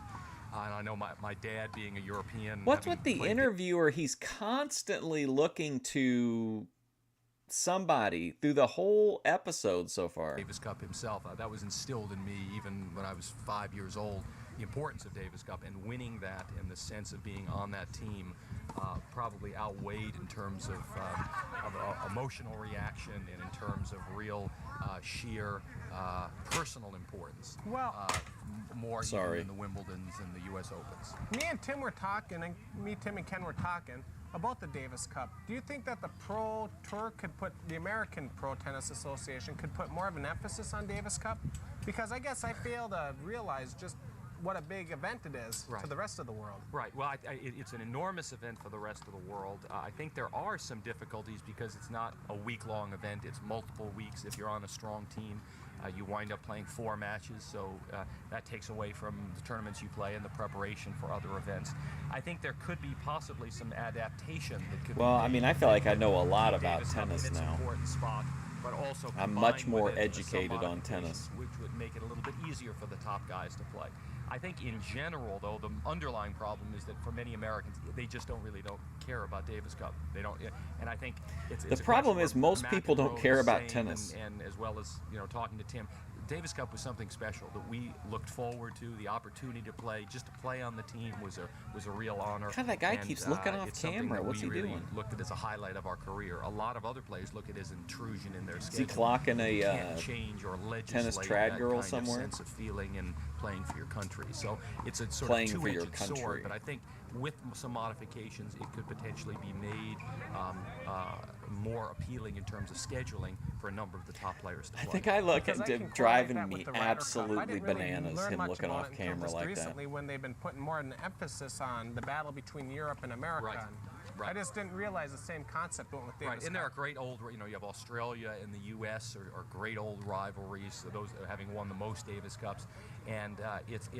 there's something about it. We were talking yesterday. You can throw away all that you know about tennis, about pressure and things, to when you're warming up and playing your first Davis Cup match. You can forget how to hold the racket, what side you're supposed to be on, whether you're playing singles or doubles. Unlike even a Wimbledon or a U.S. Open, which can be very daunting also. I'll tell you, I really like this guy from Australia, Patrick Rafter. Ooh, Patrick Rafferty.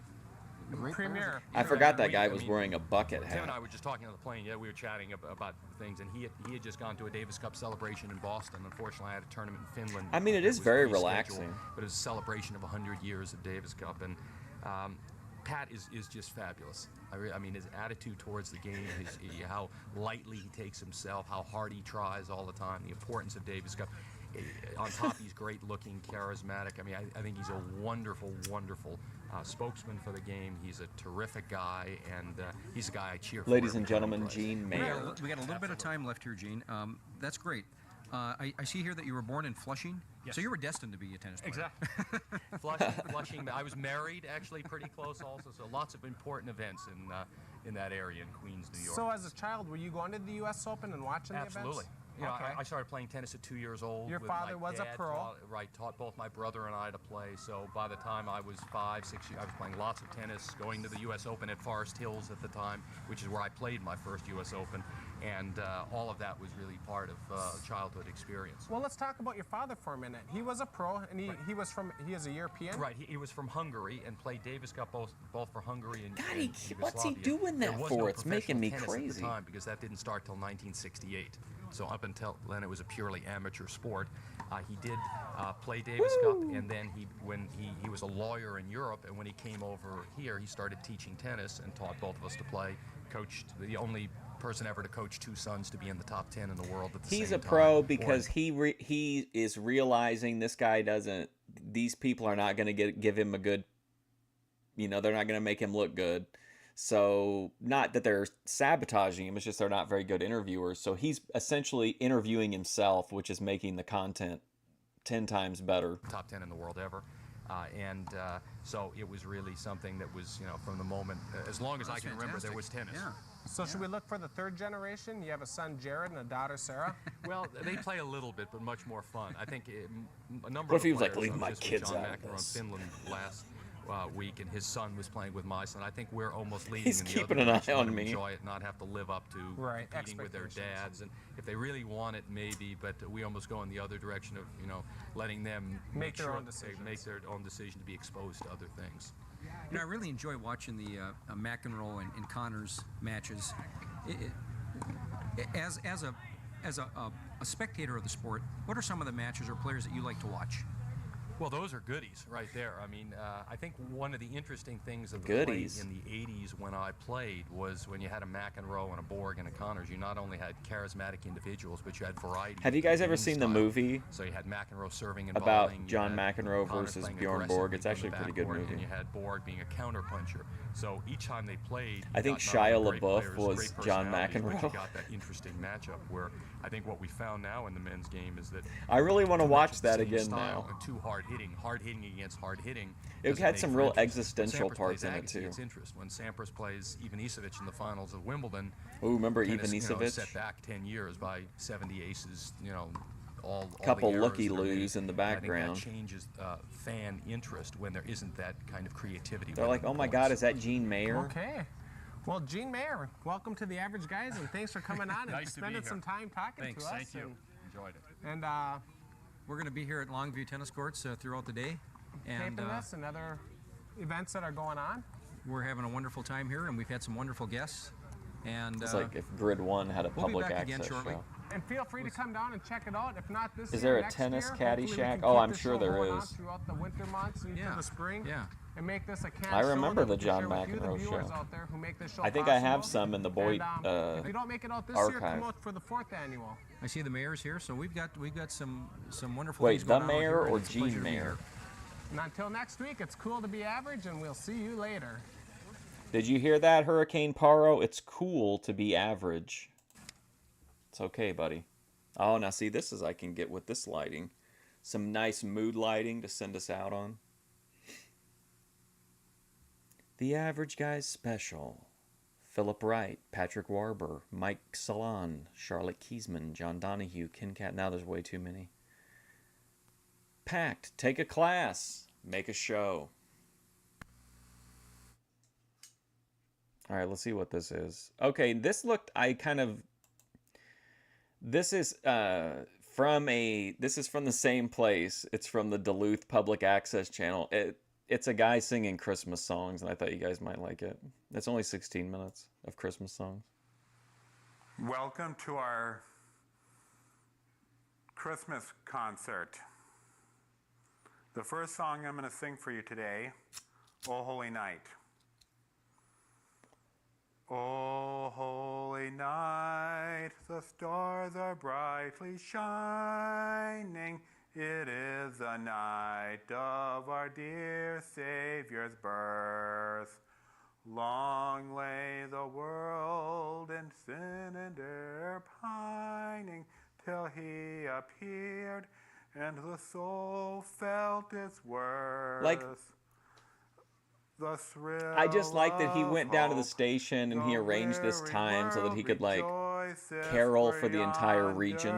brings a new He thought it was and Lee glorious Cypress. morn. Fall on your knees. This guy's a Oh, pro. I don't think we should hear put him up the against King angel Lee. Voices. O night divine, O night when Christ was born. O night divine, O night, O night divine. The Thorpe's caroling would be good content. I'll have a blue Christmas. Look at the background. Wow, high tech. Without you, I'll be so blue, thinking about you. Decorations. No of music, red no on background. a That's green tough, man. Christmas tree. Good on him, though. Want me Not a to lot of sing people if will you're not here with put it me? out there like I'll that. have a blue Christmas, that's certain. And when that blue heartache starts hurting, you'll be Hey, Cody, doing don't police how alright people enjoy with your content. Stop bullying the Christmas chat, of light. please. But I'll have a blue, blue Christmas.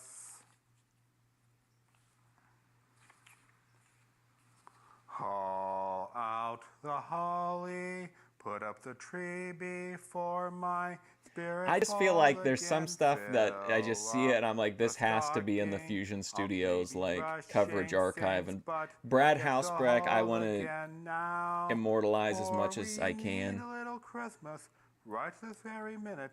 Candles in the window. We're the 69th view. This was posted, oh wow, 9 years ago. No carols at this minute. Yes, we need a little Christmas right this very minute. It hasn't snowed in a single flurry, but Santa dear, we're in a hurry, so climb down the chimney, put up the brightest spring up lights I've ever seen. Slice up the fruit cake.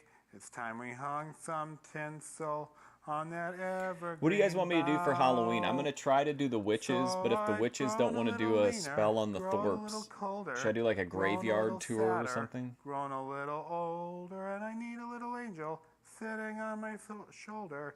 Need a little Christmas now, for we need a little Christmas right this very minute. What's up, Candles in the Dadinsky? Good to see Vinny window, Slugga carols at singing. the spinet. Yes, we need a little Christmas right this very minute. We need a little Christmas now. Yeah, Dorinda loved the full background Feliz green screening. Navidad. Feliz Oh my God! Navidad. Speaking of, did you guys watch it? I don't know if you guys watch DSP clips or not, but he got an AI background removal tool, and it was like he was talking to his audience like they were like 5-year-olds. He was like, "Now I'm gonna show you something. Now watch. I'm in my studio," and he pressed a button and it made it look like he was out on the streets of Seattle. And he's like, "Does anybody notice a difference?" And he waited and he looked and he went back and forth like 2 or 3 times. And he was like, "Does anybody notice a And he's like, "Yes, you're correct. It's a different background." And I was like, is this guy for real? Like, Feliz Navidad, Prospero Año Felicidad. it was so Feliz surreal. Navidad, Feliz Navidad, Feliz Navidad, Prospero Año Felicidad. I want to wish you a Merry Christmas. I want to wish you a Merry Christmas. I want to wish Let's you go. a Merry Christmas. Well, good. from I like bottom the... of my heart. I'm ready wanna for some wish you a emotionless Merry holidays. Christmas. I want to wish you a Merry Christmas. I want to wish you a Merry Christmas from the bottom of my heart. This guy's singing the national anthem at the first Heroes of Wrestling event. Have yourself a merry little Christmas. Let your heart be This guy light. is burning through songs. I think you might be right. It's me. We're only a quarter of the way through. From now on, our troubles will be out of sight. Have yourself a merry little Christmas. Let's go, Brad. Make the Yuletide gay. Let's make it From gay. now on, our troubles will be miles away. Here we are as in olden days, happy golden days of yore. Faithful friends who are dear to us, gather near to us once more. Through the years we all will be together, if the fates allow. You didn't like the Boss Man one? It was pretty Hang a cool looking though. shining star upon the highest bough, and have yourself a merry I know, I'm little thinking about like hot Christmas chocolate, now. hanging up the I'm stockings, dreaming tonight of putting a Christmas hat on place I Cicero. love even more than I usually do. And although I know it's a long road back, I promise you I'll be home for Christmas. You can count on me. Please have snow and mistletoe and presents under the tree. Christmas Eve will find me where the love light gleams. Yeah, especially if you were like a big Warrior fan. For Christmas, if only in my dreams. Christmas Eve will find me where the love light gleams. I'll be home for Christmas, if only in my dreams. Angels we have heard on high, sweetly Have we heard, singing o'er the plains, and the mountains Santa Claus is in coming to town? reply, echoing their joyous strains. Gloria. Let's go. In excelsis Deo. Gloria. He's hitting them. In excelsis Deo. Shepherds wisest jubilee. Woke Cicero up. Why your joyous strains prolong? What the gladsome brings be, which inspire your heavenly song. Gloria. Right back on it. In excelsis Deo. Gloria. In excelsis Deo.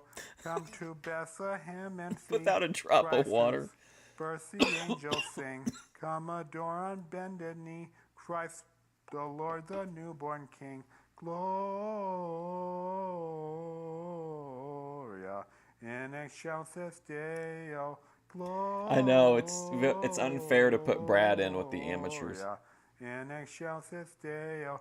With the See circuit. him in a manger laid, whom the choir of angel praise.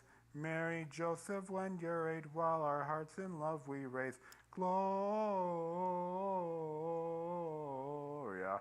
In Gloria. excelsis Deo. Gloria. In excelsis Remember that great Deo. clip where Gloria, Jedi Rich's mom, heard the song Gloria on the radio? And she just like started dancing like wild, and then like all of them started dancing. That was such a happy moment. I should have just shut off the internet forever after that moment. I should have went out on that high note. Yo. Let me check my script.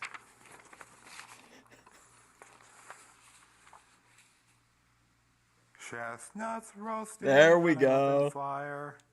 Jack Frost nipping at your nose. Yuletide carols being sung by Ate a a Dairy choir. Queen this and weekend. folks dressed up like Eskimos. Everybody knows a turkey and some mistletoe help to make the season bright. Tiny tots with her eyes all aglow will find it hard to sleep tonight. They know that Santa's on his way. He's loaded lots of toys and goodies on his sleigh. And every mother's child is gonna spy to see if reindeer really know how to fly. And so I'm offering this simple phrase to kids and adults from 1 to 92. Although it's been said Many times, many ways, Merry Christmas to you. Merry Christmas, everybody. It's me, Hannibal. City sidewalks, Yes. city sidewalks, dressed in holiday style. It's one of my favorites. In the air, there's a feeling of Christmas. Children laughing, people passing, Let's go. meeting smile after smile. I think we both know the answer to that, South to West. And on every street corner, you'll hear silver bells, silver. It's my favorite part where it's like, it's Christmas time in the city, but you don't know whether they're going to say city or they're going to like do a big pause in between, like city. Bells, it's Christmas time in the city. Nope, Ring-a-ling, stepped right hear on it. them sing, soon it will be Christmas Day. Strings of street lights, even stoplights, blink a bright red and green as the shoppers rush home with their treasures. Hear the snow crunch, see the kids bunch. This is Santa's big scene. And above all this bustle, you'll hear silver bells, it's Christmas time in the city. Ring-a-ling, hear I them like the pause in sing, between soon city. it will be Christmas Day. I don't like it just stepped on like that. I'm dreaming of a white Christmas, just like the ones I used to know. Let's go. You hear where him? the Emotionless. Get treetops serious. Listen and children listen to hear sleigh bells in the snow. I'm dreaming. What about in of late a September? white Christmas. With every Christmas card I write. You guys who were around, do you remember the Christmas show I did last year? And I picked out a bunch of stuff that I thought was going to be really fun and like upbeat, and we'd have a real happy stream. It ended up being like such an incredibly depressing stream. Right. May your days be merry and bright, and may all your Christmases be white. I'm dreaming The disease that of killed a Christmas. white Christmas. With every Christmas card I write, may your days be merry. Brad and the Animal bright, Hasbrook. and may all your Christmases be white. Do you remember me? I sat upon your knee. I wrote to you with childhood fantasies. Well, I'm all grown up. Do you remember in The Disease That Killed Christmas, that guy sings,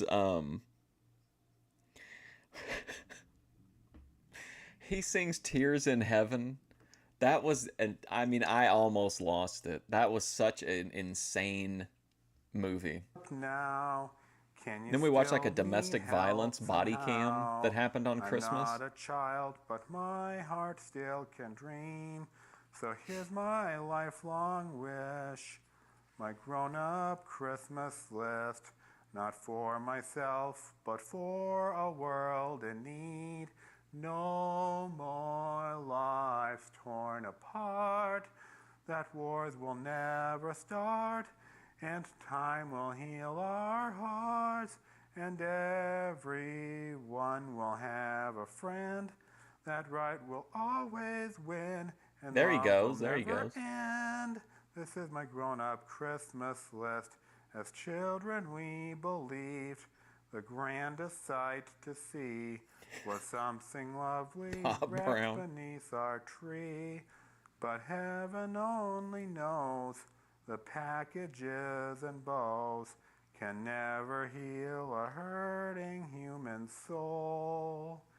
No more lives torn apart, that wars will never start, and time will heal our hearts, and everyone will have a friend.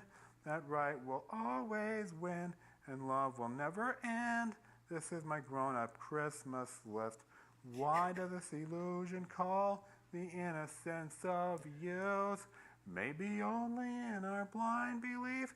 Yeah, I've never can we heard this. I'm ever not familiar find with this the one. Truth. No more lives torn apart.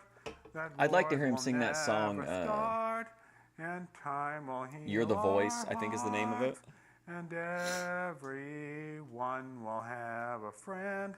That right will always win, and love will never end. This is my grown-up Christmas list. This is my only lifelong wish. This is my grown-up Christmas list. Grown-up Christmas list. Silent Now we're getting night, there. Let's go. Holy night, all is calm, all is bright, round yon virgin mother and child, holy infant so tender and mild, sleep in heavenly peace, sleep He curled it up a in little. heavenly peace, silent night, holy night, shepherds quake at the sight, glory stream from heaven afar. I know, what's the last Heavenly one gonna be? hosts sing hallelujah. Christ the Savior is born. Christ the Savior is born. Silent night, holy night, Son of God, love's What is this pure bird light, next to him? What is that? radiant Oh, a beams camel. from thy holy faith, with the dawn of redeeming It's a CGI camel. grace. Jesus, Lord, at thy birth. Oh, this might be the Jesus, last Lord, one. at thy birth. We wish you There a we Merry go. Christmas. We It's wish ended on a high you note. Merry Christmas. We wish you a Merry Christmas and a Happy New Year. Good tidings to you wherever you I gotta are. be real, dude. Good tidings This for video went Christmas by and a like Happy that New Year. to me. We wish you a Merry Christmas. We wish you a Merry Christmas. We wish you a Merry Christmas and a Happy New Year. Let's fucking go, Brad. Thank you. Thank you, Brad. Thank you, Packed Duluth, Minnesota. Great video. Okay, this was the that was going to be the thumbnail. So this is another 90s New York public access show. I've watched a little bit of this. I don't really know how to describe it, but it's called My Craft Show. My Craft Show. Like you're like you know, like doing crafts, but that's how it's spelled. I don't know that that's what the show's about. Welcome to my craft show. Okay, now before we get started with today's show, first things first. First, we gotta check out and see how this snow angel turned out. Now, part of the trick to making a good snow angel is to be very careful when you get up, so you don't make too many extra prints. So let's see.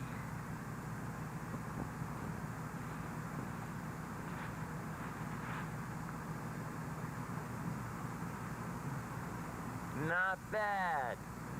Not bad at all. Bad. Oh my god, I love that reaction shot. Not bad. Not bad at all. Alright, I think it turned out pretty good. Luke Well, thinks know, it's Minecraft. I just love the winter, and I love the snow. And today I'm at my family's farm here in North Dakota again, and it's a great North day. Dakota. So what better thing could I do than go out and enjoy myself in the snow? I've been out a lot today. This morning, my dad and I went ice fishing. My dad is an avid fisherman and hunter, and we went ice fishing at a little lake about 12 miles from our farm here. And I don't know, maybe you've He's never gonna been eat a ice tree fishing branch. before, and I would like to know what it's like. So I thought I would tell you about it today. Usually when we go fishing, we bring along our little portable ice house. And This fish show is going to be inside super that. short. I think But today it I don't know what I was very warm, thinking. So my dad and I decided not to set the ice house up. And Well, just maybe not fish super short. right outside instead. The ice in North Dakota gets very thick, over 2 feet thick, so you have no trouble driving your pickup or your car right out on it. The first thing we have to do is drill some holes in the ice. We do this using an ice auger. My dad has an electric one. He's an that hooks avid right up to the augurer. battery of his pickup, although a lot of people have hand ones.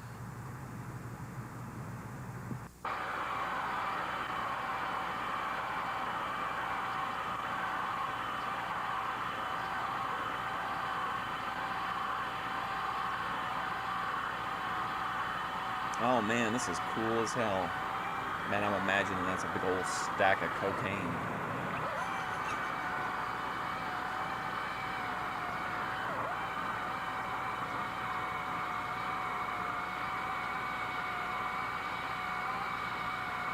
Take Ruby back to her punk rock days.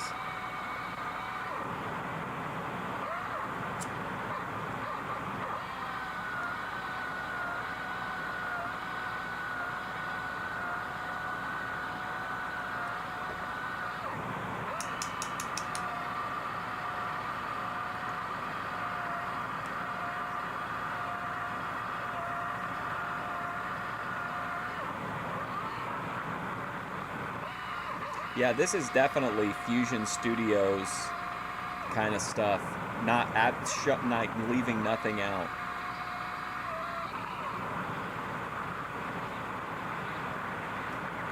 We saw the whole process. We will repeat this process 4 times so that we each have 2 holes to fish out of.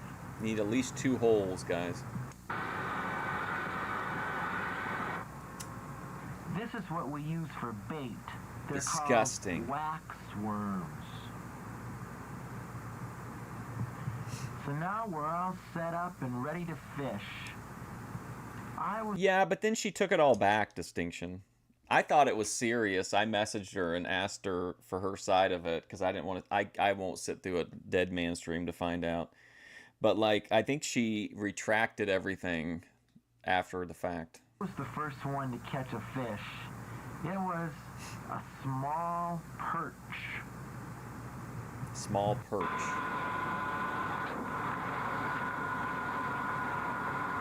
Feels like a Mr. Rogers sketch.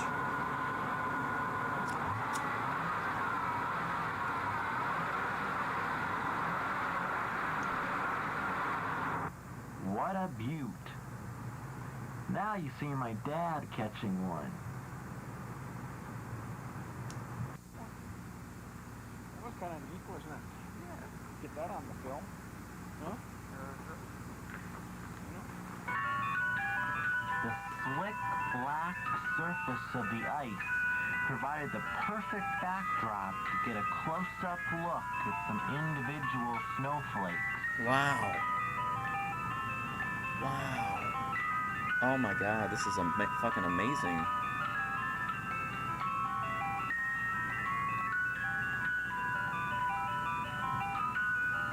Oh my gosh.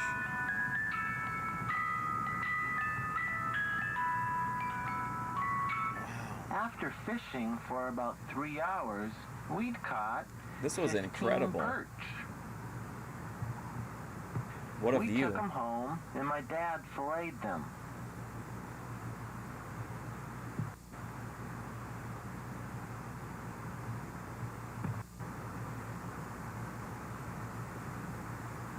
Oh, really? They'll make a great fish supper. That was sure a lot of fun. Alright, moving on. Maybe you remember the episode of my craft show where I demonstrated how I gave myself a haircut. And up until yesterday, I was the only one I'd ever given myself a haircut. No, no. Up until yesterday, I was the only one who I'd only cut my hair. I never cut anyone else's hair up until yesterday.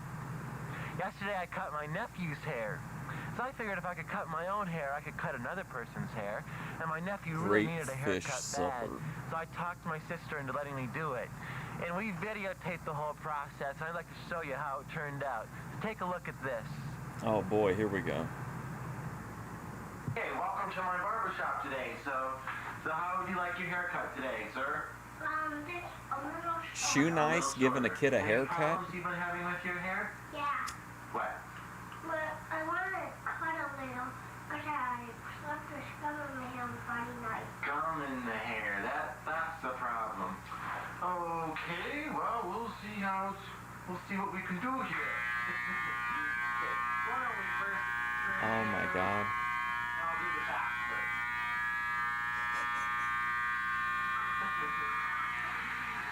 Oh my God.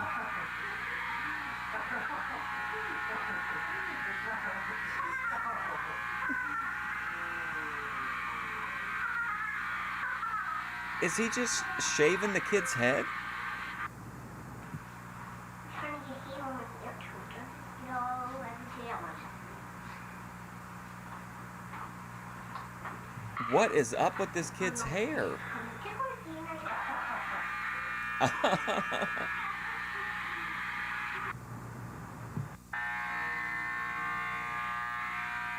you spiking the front? I don't know what we're doing to the front. Okay. I don't know what we're doing with the front.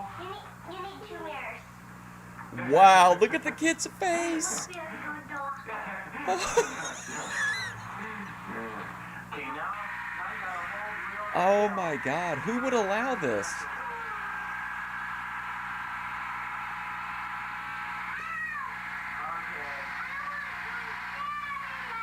Oh my God, what? He's upstairs.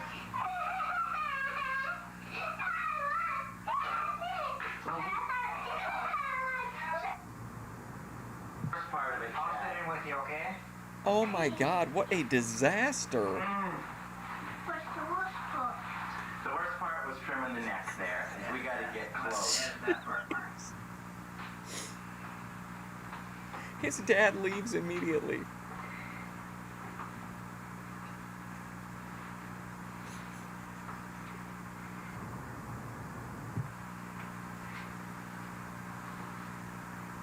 You'll fit it on top too, won't you, Mark? Yeah. Is there any way this turns out like okay?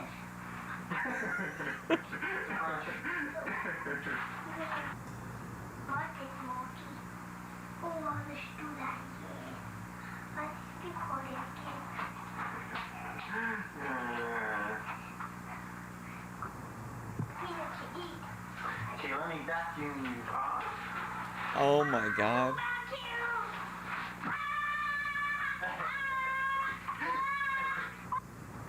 After we finally did get all the hair cleaned up, it was time to go down to the kitchen for a shampoo. What is going on? What kind of a show is this?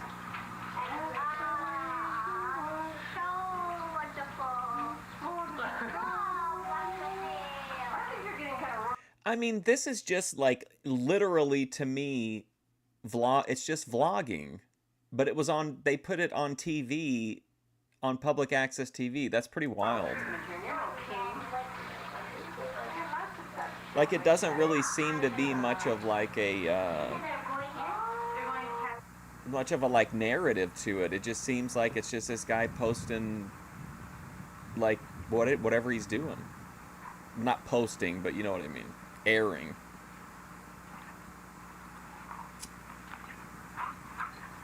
There's something up here by our house I wanted to show you. Last fall, if you've been watching my craft show, maybe you remember my scarecrow and my wreaths that I made up here. Well, he'd be I asked my parents probably like to 45. leave them up until I came home this winter. I just thought it'd be kind of interesting to see how they looked in the winter. And I'd like to show you how they looked. We're gonna take them down today after I've showed them to you. And we've been surprised that the dog hasn't been very hard on them. He's just been a little hard on them. Like this one, you notice is missing. Boyd an has always arm. existed. It's true. First, I guess we should show some more pictures of how they looked. And luckily, before, so you can get a good look at it them will always before. be. Here's the before. I thought they turned out pretty good, and they still look pretty good considering the weather and the elements that have been hard on them. Why would that I kid's think it's parents fun to ever see agree to let this guy cut somebody's hair? The pumpkins when they're all crumpled like that. The wreath actually is in pretty good shape because there isn't much. That actually is in very good shape, but the pumpkins and the scarecrows are looking pretty tough. So we're gonna take them down today, and we store them over in a shop here in a big building, and we can maybe use parts of them again next year. So I just wanted to show you that. Well, thanks, buddy.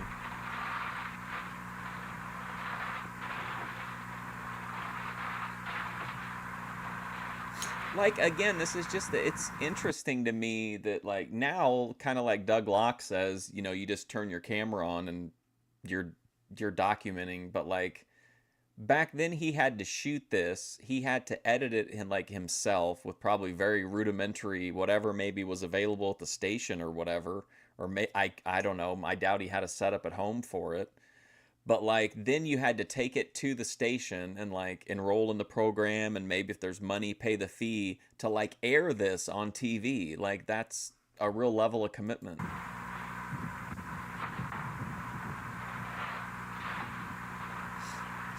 For every beautiful cave painting, there was 100 low-effort scribbles. Those are the only things that really matter, though. Like, the good movies are, like, who gives a shit? Nobody remembers who wins Best Picture. Like, people remember, like, the worst shit they've seen, like the craziest shit.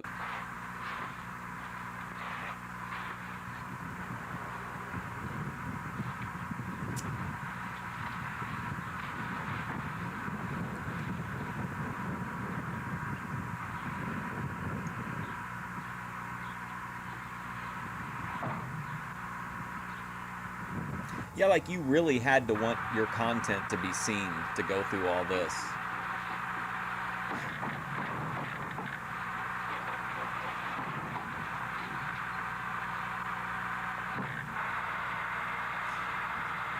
And then your viewing was completely different too, because it's not like on YouTube where you could, like, you know, have a short or a short video. Like, you had to, I guess, though, viewership doesn't really matter as long as there's not, like, a big demand for available airtime. Then you'd probably have to, like, rotate. But I guess you didn't have to really worry about how many viewers you had because it was like a public program.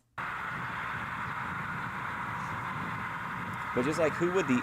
Like, I wonder how many people watch this, like, in its normal time slot, you know?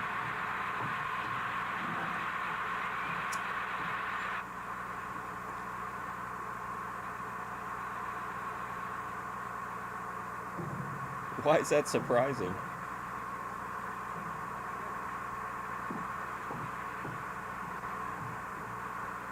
Only sold half-hour slots. There's one not too far from me, but I couldn't get to it reliably enough to make it worthwhile.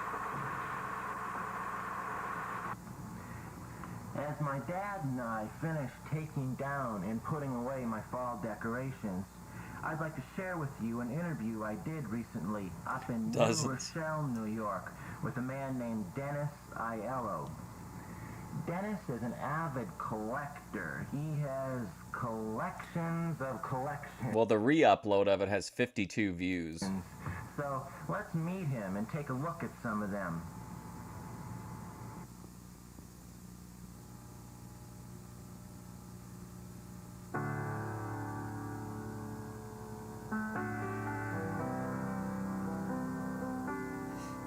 That's just the mainstream media trying to suppress Gooner content. So here we are with Dennis Aiello. First of all, welcome to my craft show, Dennis. Oh, thank you. And as you can see behind us here, he has shelves and shelves of very interesting collections. Why don't we start out by talking about your Dietrich Potter collection? Why does the piano music play? Oh, hey, it's me. Remember yesterday I played that the soft rain sounds underneath Welcome to the Jungle? It completely nullified the copyright. I forgot to do it during Jerry Maguire though, so it got hit for that. But it did trick the YouTube thing, the YouTube filter. I'm a little familiar with her, but I didn't really know the whole story behind her. Why don't you tell our viewers who Beatrix Potter is? Well, Beatrix Potter was the owner of this upper middle class English family. She started writing This is like something I would want to make. for friends. And in the public. And she became very, very popular in England. And from that, she started making little figurines, which are collected in 1968. I'm naive, I guess. Is she still alive? No, she lived, I believe, turn of the century. Okay. But she's not still alive. Okay, and like what's the price range of how many are in your collection, first of all? Approximately 35 divorces. And the price range, are some more valuable than others? Yeah, some of them. I think I'm going to clip this. This just cracks me up that he sat down for this interview and then turned the fucking background music up to the fucking max so you can't hear anything. $17 to $30. And you're holding a Beatrix Potter book. Do you have a lot of her books? Or No, mainly you just collect the books and figurines, the books, or something I want to start together, so I have a guess. Where I'm from in North Dakota, we call these knickknacks. Do you call them that? I hope this guy lived long enough to see the Peter Rabbit with James I Corden. didn't know if that was just a regional term or if that was something everyone calls them. Let's move on. That will make the bots unable to process it properly. Glass collection. Behind us here, he has a whole shelf, about 2 dozen. I can't believe I forgot to do it during Jerry Maguire. I knew that the copyright would be pissed about that too. Cobalt blue glass, right? Yes. And once again, are some more valuable than the others? Yeah, some Venetian pieces, which I got in Venice. And mostly they're from garage sales and gifts and antique shops. Ron Jeremy. Can you believe that Ron Jeremy had sex with China? Isn't that weird? That feels like a weird crossover. That must make it fun. All right, yeah, your blue glass collection, and it's very nice. Well, you have the light and back of them to really show them off. That looks great. Also, Dennis has a great miniature collection. Why don't you tell our viewers about your miniature collection? Well, about a year and a half ago, I had been over a friend's house, and they had started collecting and building miniature furniture. And that's how he started. Would they build it from scratch? Do they have patterns or kits, or do they design it? This is a really good segment. Very surreal. And there are also many very good craftsmen who do very fine pieces. So then you started to collect. And so mainly you have... X-Pac and Ron Jeremy are Eskimo brothers, yeah. It's just weird, like for some reason, Victorian? What kind of house would that be? I would say... that seems weird to me. Victorian. And I guess my favorite part of it is that it's electrically wired. Is that rare with miniature houses? Is that something a lot of people do? I've never seen that before, where the lights actually work. Oh no, see, a lot of them. Yeah, that's a huge industry. What else is special about that house? Anything? Ooh, Tiffany and Company.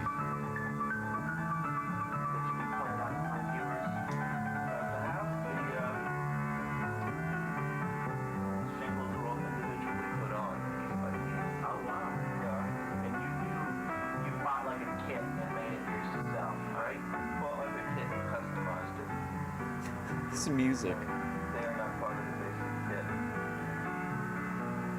Then you also have country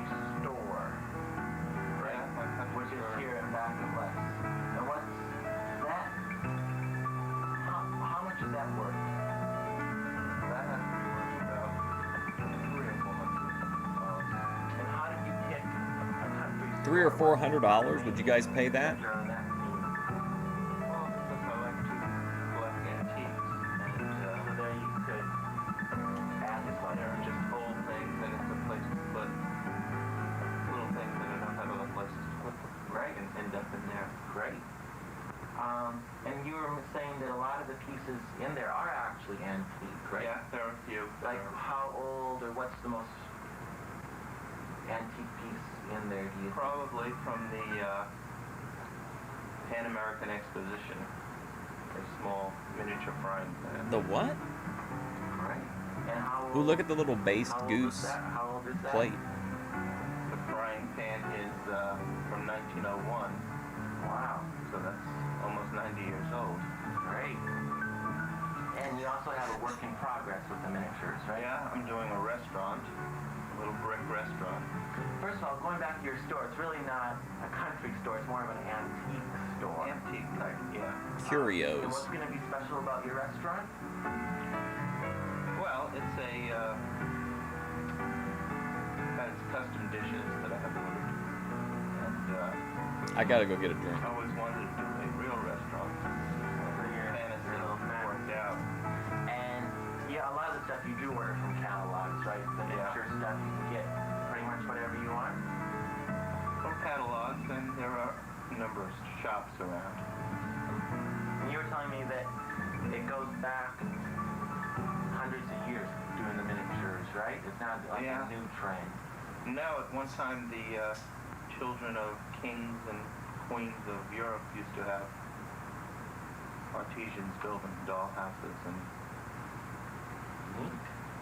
I noticed you have a World's Fair pin. What's the story behind? This is the Space Needle from Seattle. Seattle World's Fair. And is that old? No, this is 25 years old or so. And what does your World's Fair collection consist of? Oh, I have things from Pan American Exposition, the Seattle World's Fair, the Montreal World's Fair, the New York World's Fair of 1939, 1964, Chicago World's Fair of 1933, and Tennessee. Great. And where do you get most of those things? At antique shows, sometimes garage sales also. Great. And you were showing me a license plate, right? This is a license plate from the New York 1964 and 1965. So this is what everyone had on their car when they got their license for that year or whatever. So where did you Don't get like that? Dr. Robotnik. This was at an garage sale. For how much? Do you remember? Plate, right? Oh, wow. And Sorry, I don't want to miss any of this. where do you get most of those things? At antique shows. His house looks garage just like sales that also. miniature room. Great. And you were showing me a license plate, right? This is a license plate from the New York 1964 and 1965. So this is what everyone had on their car when they got their license for that year or whatever. And where did you get this? This was at a That year or whatever. garage sale. For how much? Do you remember? I think it was $2 or something. Yeah. Okay, and what is this collection? You also have a lot of this blue and white. This is my Delft collection. And what's Delft? Here comes the music again. Pottery from Holland, the Netherlands. There's also English Delft, but I collect Dutch Delft. Delft is a city in Holland. Like, where do you buy? You get this at garage sales? Or do you order it? Or where? Sometimes garage sales. Sometimes in Holland. Oh, so you've traveled quite a bit? You get a lot of stuff on your travels. Yeah. This is just a nuts segment to me. You have a lot of these little lady figurines. This is my Lennox Ladies of Fashion collection. And how long have you been collecting those? For about 5 years. This is a series of 12. I have 11 so far. So Oh, he only needs one more. And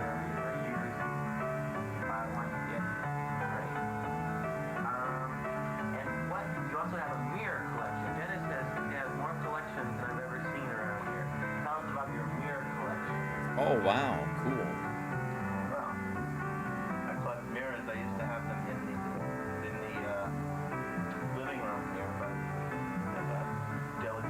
whole. Is that the statue of David? And I also picked up mirrors in my travels.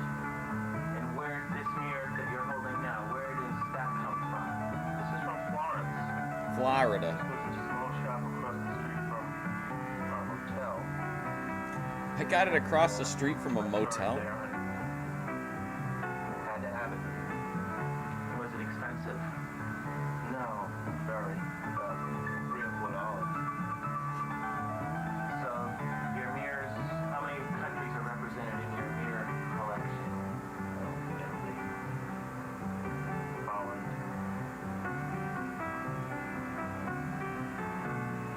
England. About 4 or 5. Great. And now you also do stained glass. Now that's not something you collect, it's something a craft that you do, right? Stained glass. Now that, and now you also do stained glass. Now that's not something you Stained collect, glass. it's something a craft that you do, right? And what have you made with stained glass? I know there's a beautiful lampshade here behind us. What if he could make a custom stained glass EFD, stained glass EFD, $306? Top. I've done windows. And repair Oh, more work. Christmas content. And you use a pattern when, like your Christmas tree top, was that your own design, or do you find a pattern you like? That's from a pattern. Great. Yes, beautiful. That's great. Now you also have an angel collection, right? What got you started collecting angels? Well, mostly from Christmas. I mean, most of them are on the tree, but I have other ones too. And that's a minor collection at the moment. Like how many angels do you have? On the tree, there's another one at least 100. So if they have a nativity scene, like at a garage sale, you just pluck out the angel? Sometimes, yes. Great.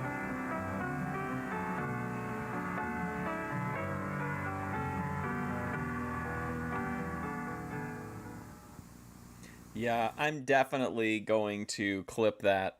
That was a really bizarre interview. The next one, the guy actually got like I know they made a documentary. I don't think it was real high profile, but somebody did actually document the next show pretty, or at least enough for a documentary.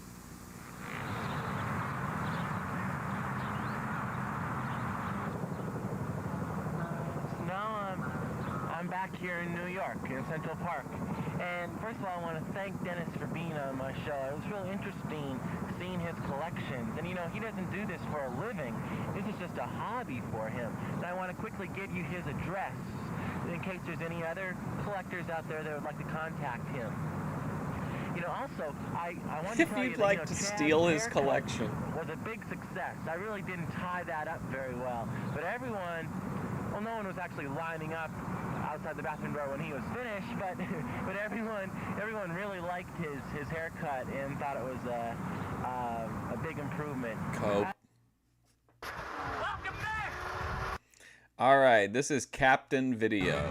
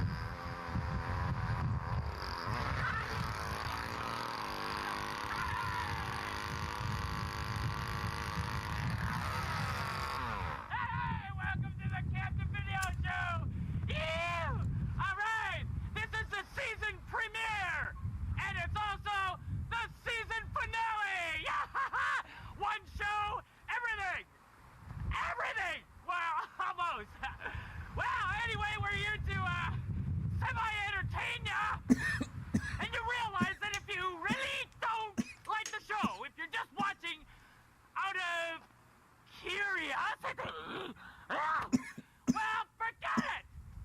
Change your channel! Now! Right? Now! Change! Phew. Hey, maybe you need a lesson in changing the channel! Hey! That's why I brought along the Captain Video remote control! Yes! You tape it to a brick, and then what you do is to change it to everyone who doesn't like the show is gotta do it right now. Get your remote control. This was Canadian, by the way.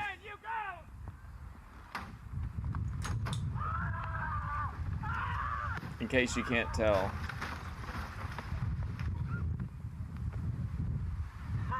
This is 1994. The air date was June 25th.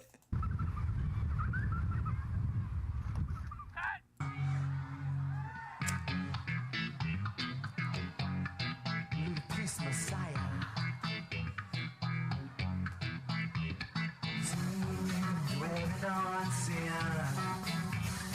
Answer for everything. Seeing you crucified, my friend. Nailing to the cross all over again.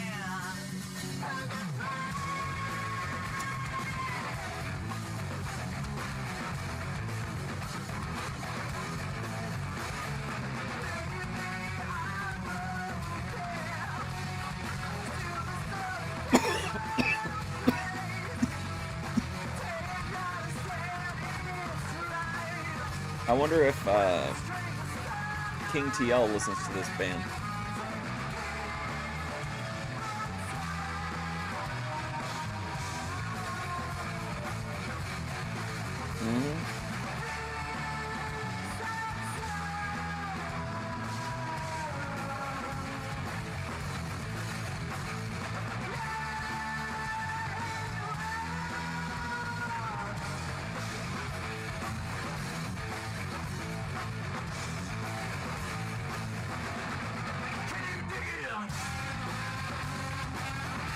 What's up? This guy's dressed like he's got on a Rob Van Dam singlet or something.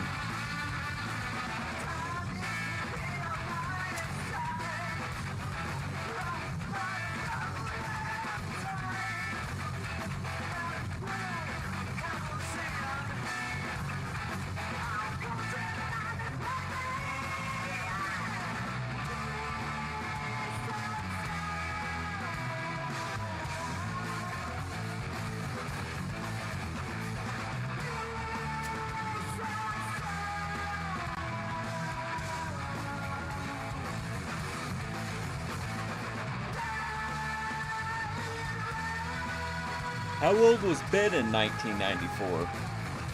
Could he have popped up in one of these bands with some of his Ethiopian friends? I heard he was in an anti-Portuguese protest band.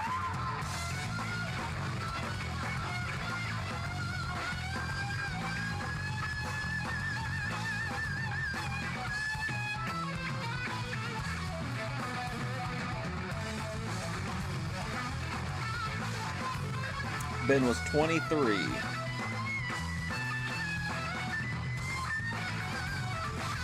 Can you imagine how awesome it would be, though, to do Boy Watch Live as a public access show? Like, kind of like, remember that old show Talk Soup used to do, like, the daytime TV drama? Like, doing Boy Watch Live on, like, a public access channel and, like, showing the YouTube clips on there, that would be awesome.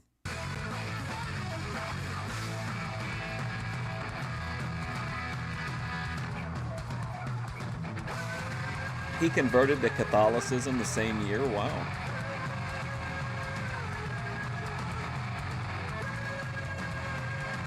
He was ready to, you know, step up and be a dad. He was ready to start a family. He was ready to get into the restaurant industry.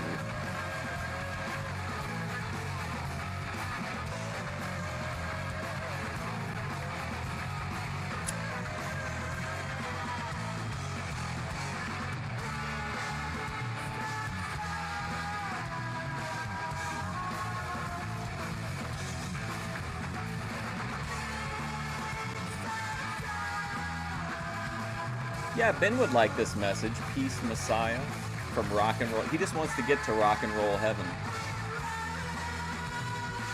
I've never lived anywhere that had one.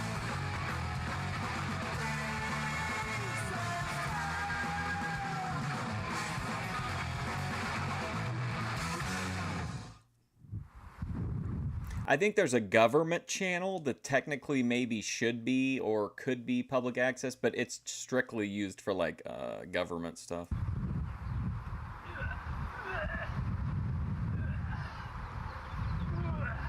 Women. Oh, hey there, people! Captain Video back again. Ew! You know, one of the worst chores today is cleaning up dog crap. Woo! I hate it! Hello, neighbor. Anyway, Captain Video has come up with a brand new product, so you don't have to do that anymore. Yeah? Oh boy. It's called Captain Video Open End Undergarments. Yes, they're for Rover right here. It's gonna be beauty. Here's what it is. You got this diaper here, with a little hole for the... Pretend my tongue is the tail, okay? Okay, I'll show you how you put it on. Gaffer tape, our friendly institutional wise person from ever. Gaffer tape. Stick it in your hair. Put the diaper over your face, or the dog's tail, or your face, whatever. Just so the tail sticks out like this. Alright? And then you tape it around and around. Something like this. Okay? And then you leave it out for a week, and you don't have to clean your lawn anymore. Hey! Isn't that great? It's a great idea. Huh? Mine too. Watch this, I'll show you some Rovers in action with their new open end. So just for perspective's sake, this was happening simultaneously with Primetime. Like these Primetime existed in the exact same time period as Captain Video. Oh, puppies, yeah. David Lee, I watched some David Lee Roth videos. It's so sad, his recent stuff. Come on, go get it. Be careful. Come in. Get it. Come on. What's that? What are you gonna get it? Get it. Come on over here. Primetime just feels like it's from some weird time warp. You know what I mean? All right, what do we got this time? Ooh, Nancy Nash.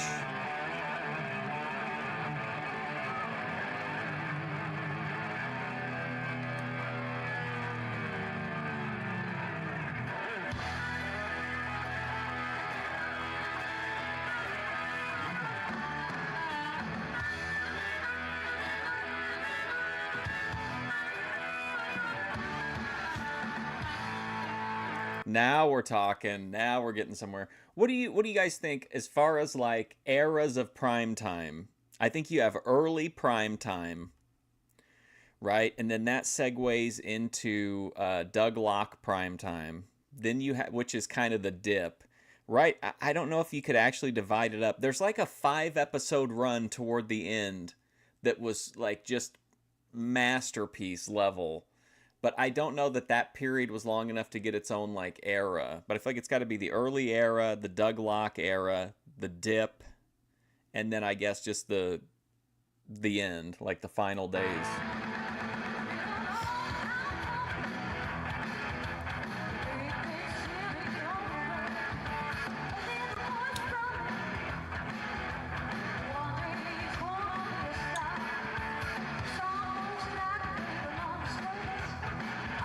They're like a mullet. Business in the front, party in the back. Approaches.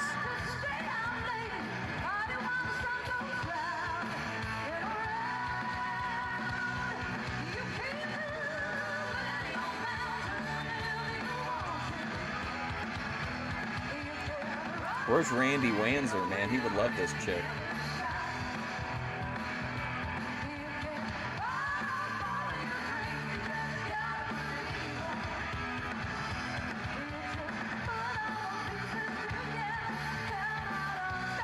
It's Me's boss is like rocking out to this. His boss is like, hey, it's me. Is that Nancy Nash? I thought I recognized Nancy Nash.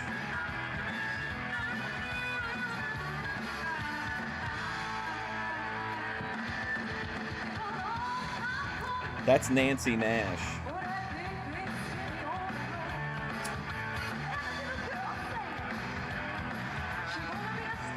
Jeannie Was Sung represents like the grace, the trad.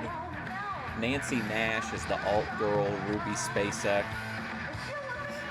There you go, Randy. Oh, I'm glad Randy's here for this. Nancy Nash has the vibe like she would smoke a cigarette while she was giving you a blowjob.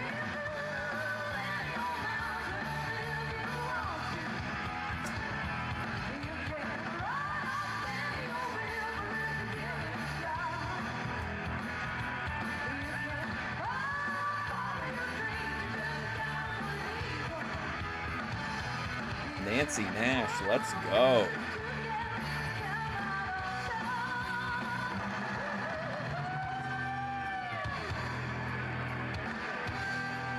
Wow. Nancy Nash, definite Hellraiser. Oh, I thought it was done. They got us.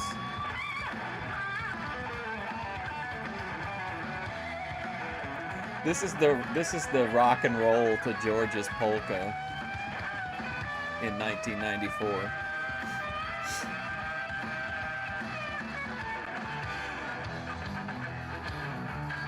Man, I'm sold on Nancy Nash. I like how she didn't even give the rest of the band like a name. It's not like Nancy Nash and the whatever. It's just her.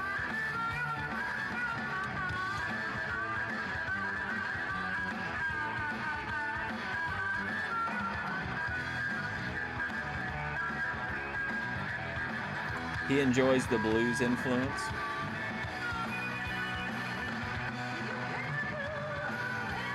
She seems pretty legit. She seems like what you would want from like or expect from a bar band chick.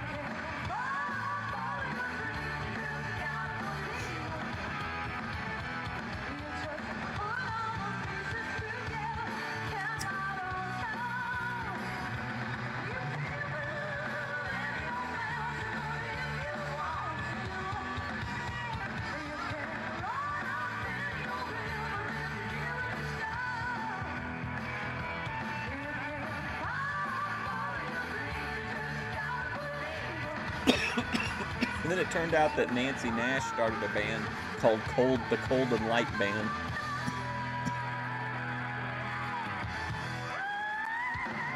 Whoa!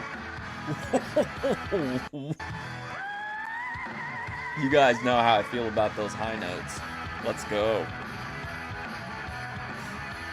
Some Minnie Manson shit.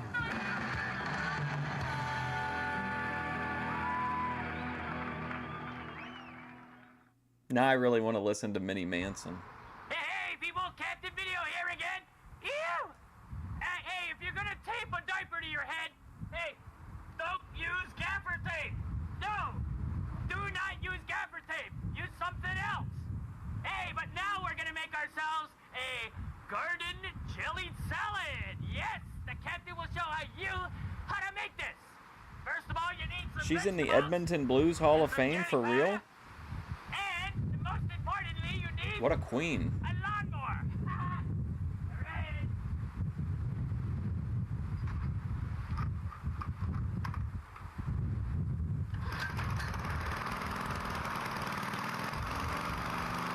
Alright. You got your vegetables and you take your bowl.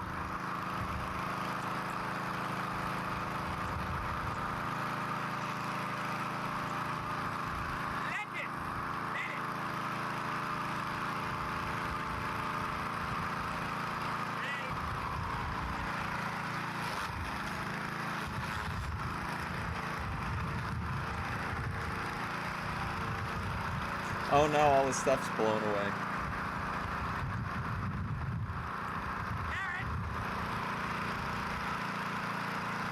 Man, now that's like $600 worth of fresh vegetables.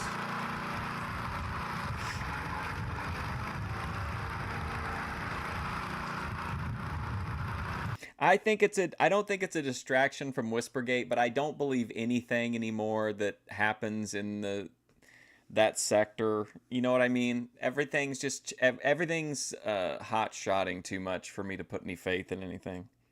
I find it hard to believe that Ruby would have a thing for King TL.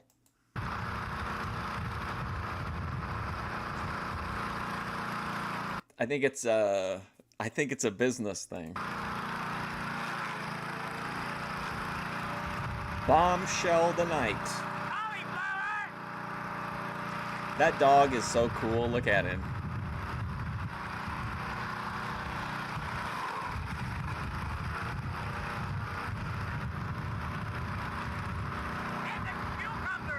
Oh no.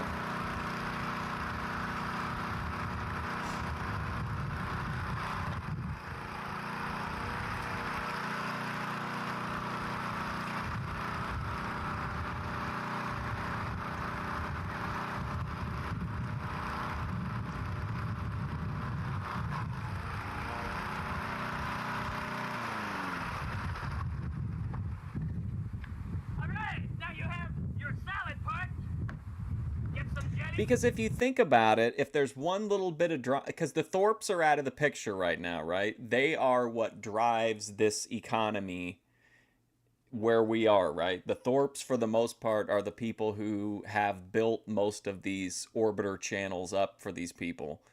So the Thorpes are not really being active, which means there's a huge void in content, which means that Ruby needs something, D-Dog needs something, Foreman needs something, everybody needs to eat, right? Everybody needs something. So if they start their own drama, then they can each cover it, which gets everybody content, and then people will like, Ruby will react to, because I think she even called out, if you listen to the video she posted last night, she's like, she was basically asking for Schizo Spud like to cover it. So I think that like that's kind of the idea here, is that you want to get a piece of content out, and once you put one piece in, then you can keep like reacting to each other. You know what I mean? Does that make sense? For the okay. Now, just a Hey, little Vinny hit of Slugga, water sorry, here. buddy.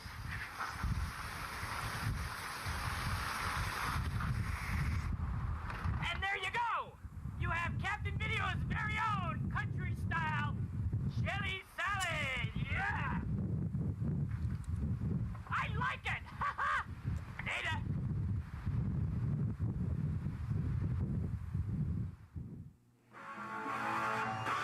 Oh, here we go. Now what? Hope you're ready to rock, Vinny Slugga. Get on your fucking feet, Vinny. It's time for Gatto.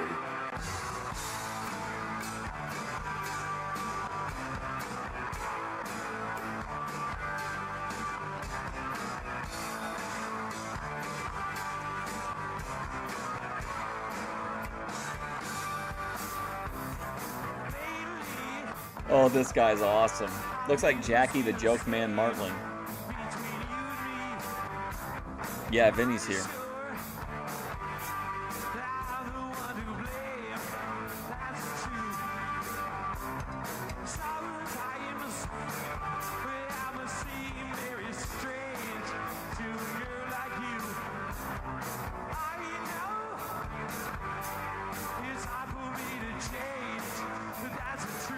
This show's awesome, man. The music is great.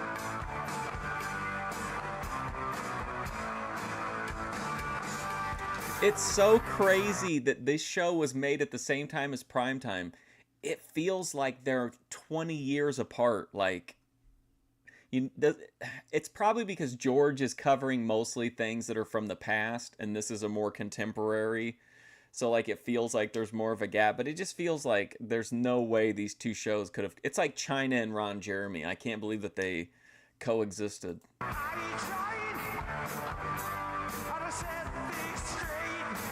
Vinny, get on your fucking feet, pal.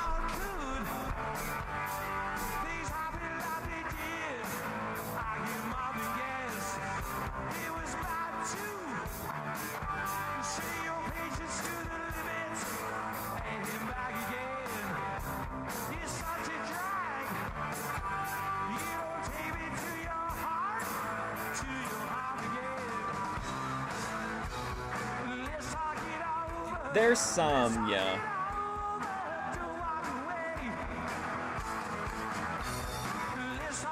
I actually have something that's going to go into the Thursday time slot for at least 2 or 3 weeks in a row, but I don't know if anyone will like it, but I'm committing to it blind. I'm going to do the whole series, but like I said, it's like 2 or 3 streams probably. Vinny, I don't see you on your feet.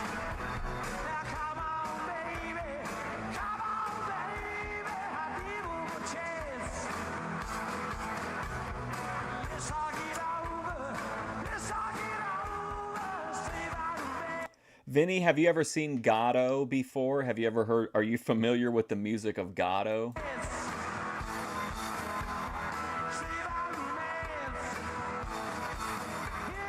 And the replacement is, what's going in that time slot for the next few weeks is nothing like either of these shows, but it is public access.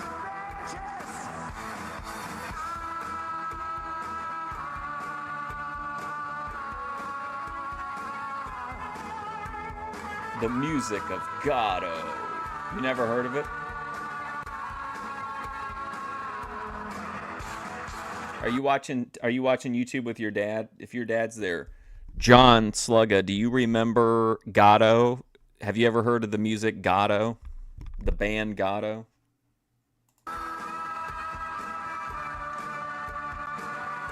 Man, we're coming up on hour 3. I'm getting real out of it. It's this fucking music. It's all so...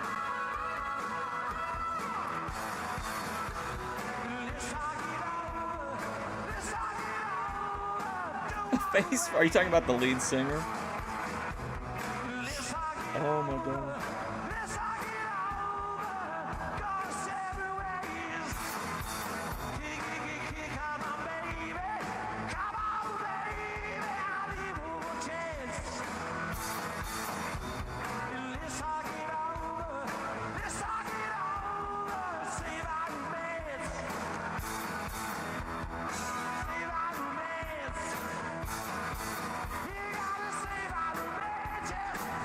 Attention, John Slugga. I need to know your level of knowledge about the excellent, great band, Gatto. Reveal your knowledge immediately, John Slugga.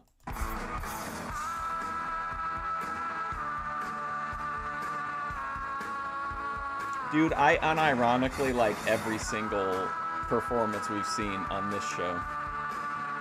The tennis was so relaxing. That was like the indica. Now we're getting the sativa. Maybe that's the apt comparison for primetime and this show would be like the 90s indica versus sativa of pop culture.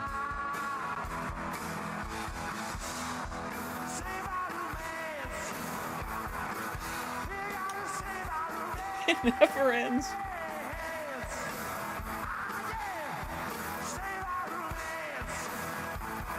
Gatto. That's from '89, boys. A hippie flicks, yeah.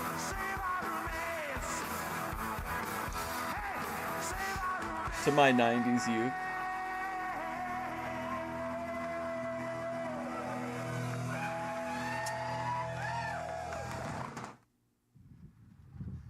Man, what a performance. Hey, people! Welcome back! Alright, welcome back to the Captain Video Show! You know, I could take a lot of the strain and stress out of vacuuming your grass for you with my new invention called the Captain Video Filter Cow! Yeah! You gotta be liking it! It makes vacuuming and cutting your lawn just so beautiful. I'll show you. And you save some money too, but I'll show you that right now.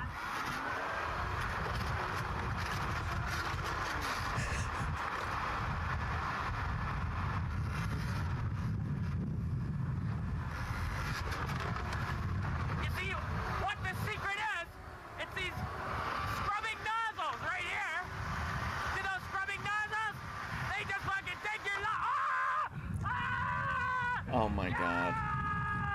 Well, those scrubbing nozzles clean up everything Captain Video. in your lawn, Captain, CAPT''N,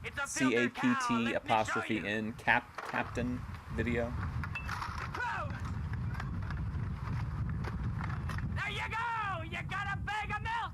After every washing and every lawn cutting, you got the beauty bag of milk! Right on! Look at this! It's going to be a beauty! Yeah! Get the videos, Filter Cow! Get it today! Oh my god. By the fireside. Yes, let's go.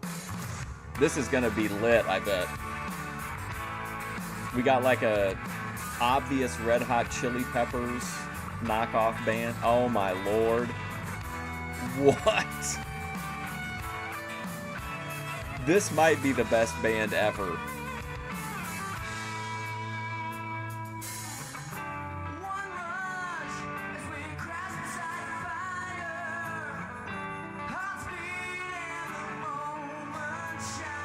Oh my god.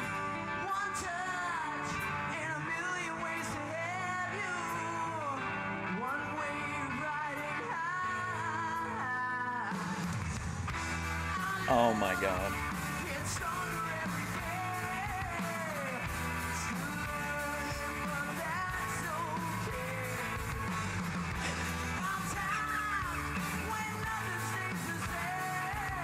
These people take music like really seriously.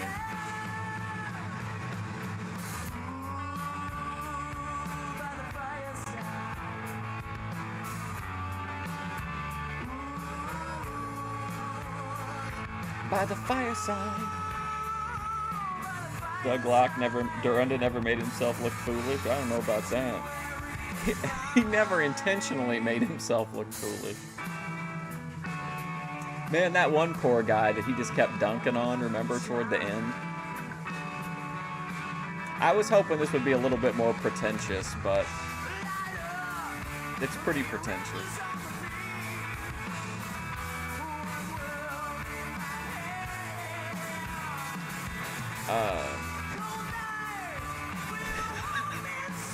This guy with his alcoholic sweating. There we go.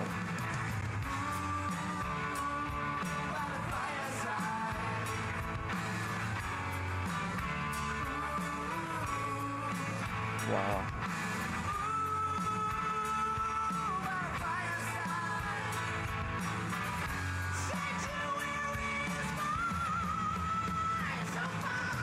Man.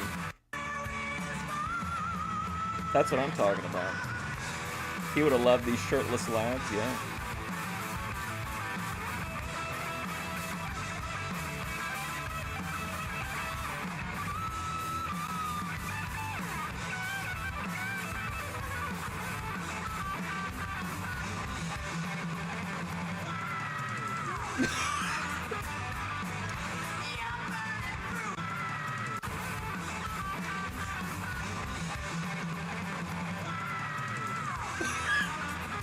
I love that shit.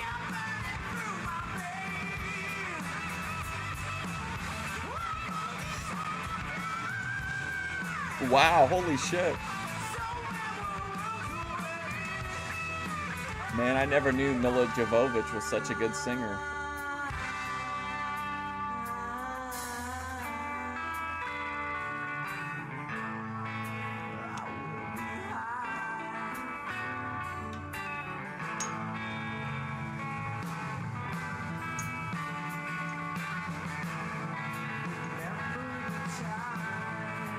Juventud Guerrera.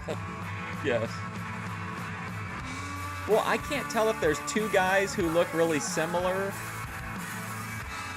Slick Toxic. Location Rock and Roll Heaven. Yeah, I really like it when people hit the high notes. Especially in like a ballad. Nobody can hit a note like Minnie Manson in Rocky Mountain High. I really want to watch it, but I know that we just watched it, so I don't want I don't want people to feel like I'm phoning it in.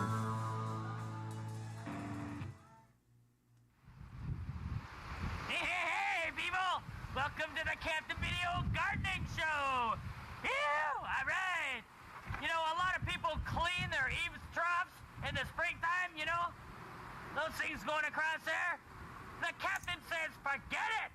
Why not use it for a planter for dandelions? Yeah! Get the dandelions up there and use some space! Alright, I'll show you how you do it!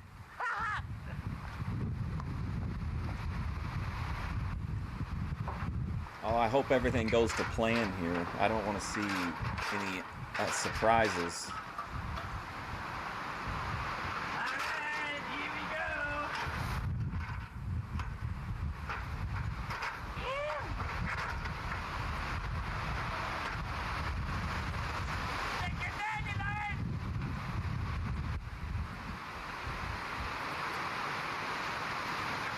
I don't know if this is good advice or not. Oh my god, look at the wind.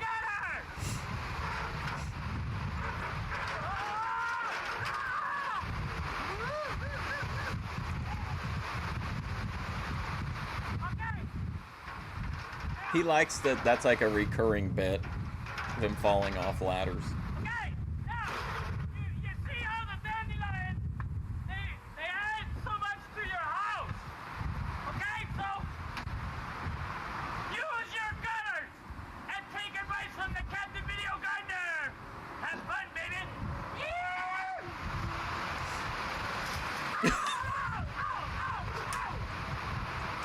Man, Nancy Nash, though. Man.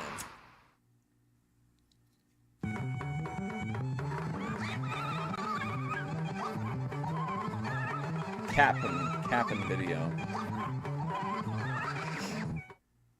This has been another fine cable TV, McLean Hunter Cable TV production. Goodbye. Hey, Dad. Ow. All right, let's see. I got a little bit of time. Let's watch. I want to watch a Savvy Guy video. You think he's crazy, Vinny? I want to watch a Savvy Guy video, but I want to watch. Hold on a second. I got to go into my. Let's see. I want to listen to just a few minutes of this Hurricane Paro video. I don't know if he has a new nickname for XP. It sounded like he was calling him Xavier Peterson. Bear with me for just a few minutes of this. We're not going to listen to the whole thing. Wrestling segment. The Erica situation. Sorry. See if we can get a little bit of lore. I called her Zestica because that's the same chick that told Trump that her husband loved him. And that Trump knew that. You know what? Let me just leave it there. So, to release the DMs, because you know what? Let me just leave it there. So, so everyone could just know who the fuck I am. Yeah, like why I wasn't. How on the old is list, Paro? Like, and I heard that King TL, tried to. And Mackenzie, come on, man. You're trying to have me get along with a guy who don't want to make amends with me, who don't want to make peace with me. Like, really? I know the nigga still talk shit about me, and I don't say nothing. So why should I? Sorry, I had to sneeze. Get along with him. Like, why? Like, why? Oh, Romano. I tried. I really tried. Yo. Exactly. Because there's a reason why these women chooses those men. So I want to know how big... See, Paro has an interesting view on the black pill, whereas like Savvy Guy thinks you need to be good looking, or Luke thinks you need to be rich. Paro thinks that the only thing you need to succeed in life, and especially with a woman, is if you have a big dick. So does frequently ask the women in the sector how big their guys' dicks are. So, and then also speculates on other people's sizes. Big your dick is. There's a reason why these women choose those type of men. Like, are they good in bed? Like, do they have a fat cuck?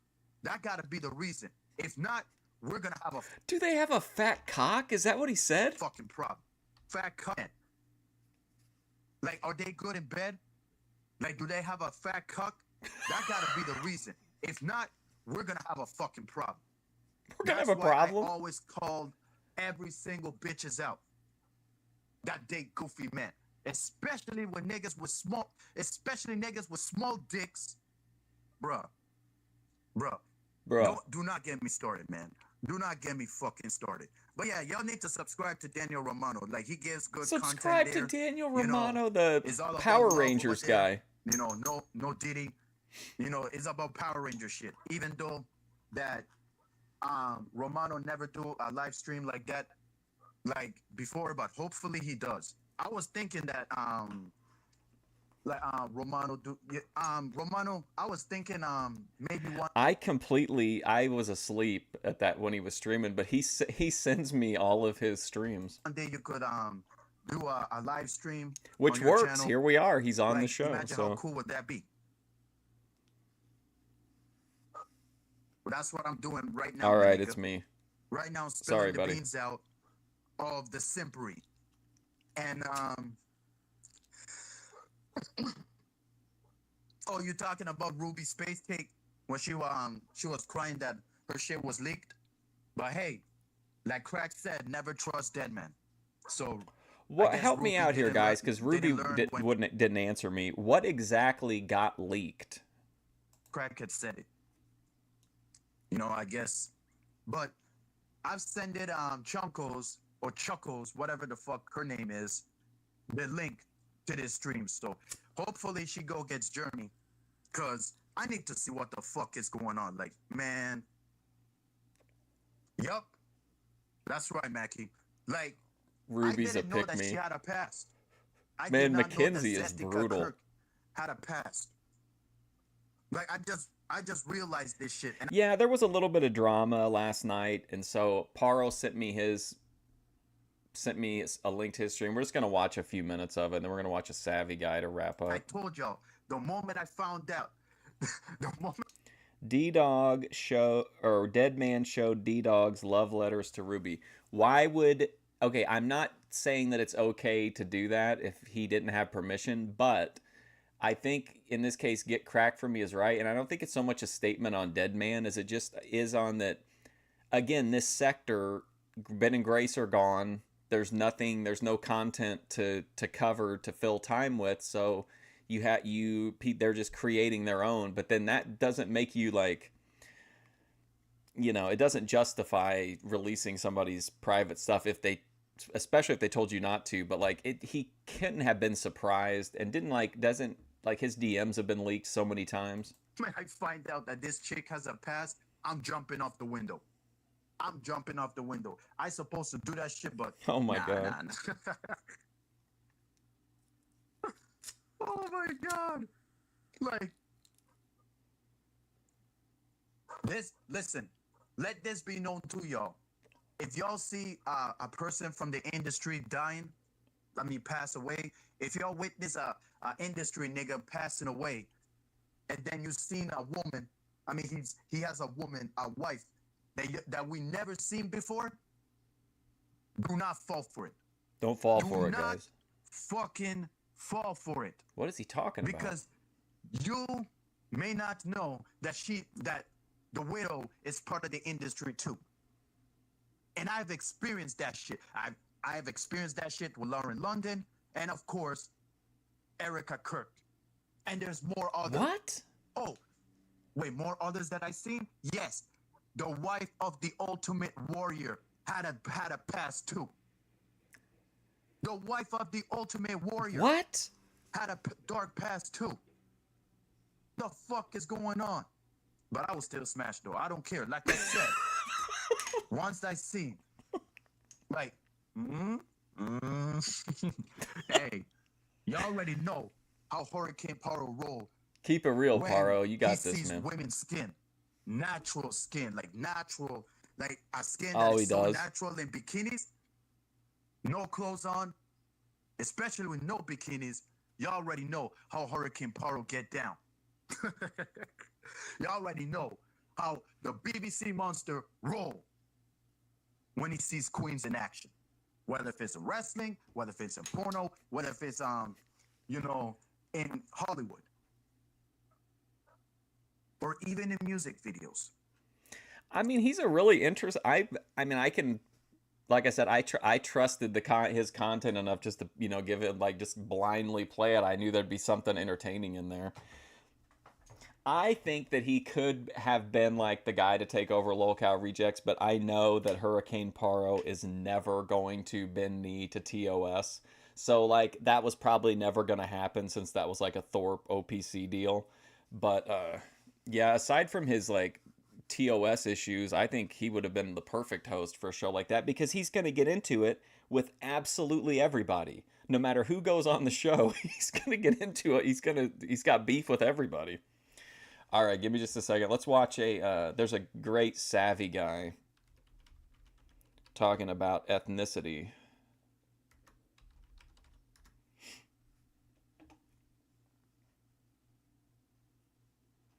Okay, let's see.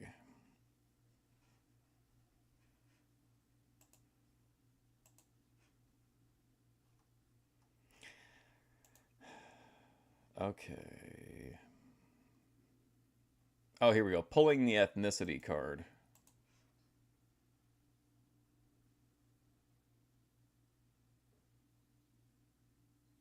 Oh, my bad. I put it in the wrong thing. What's going on, guys? Back at you guys with another presentation. Coming at you guys once again. Hope everybody doing all right. Hope everybody doing all right. Hope everybody doing all right. Let y'all know how I'm doing. That's her dark past? Huh? This evening. In this presentation, guys, I want to talk to you guys about ethnicity. Let's talk about ethnicity.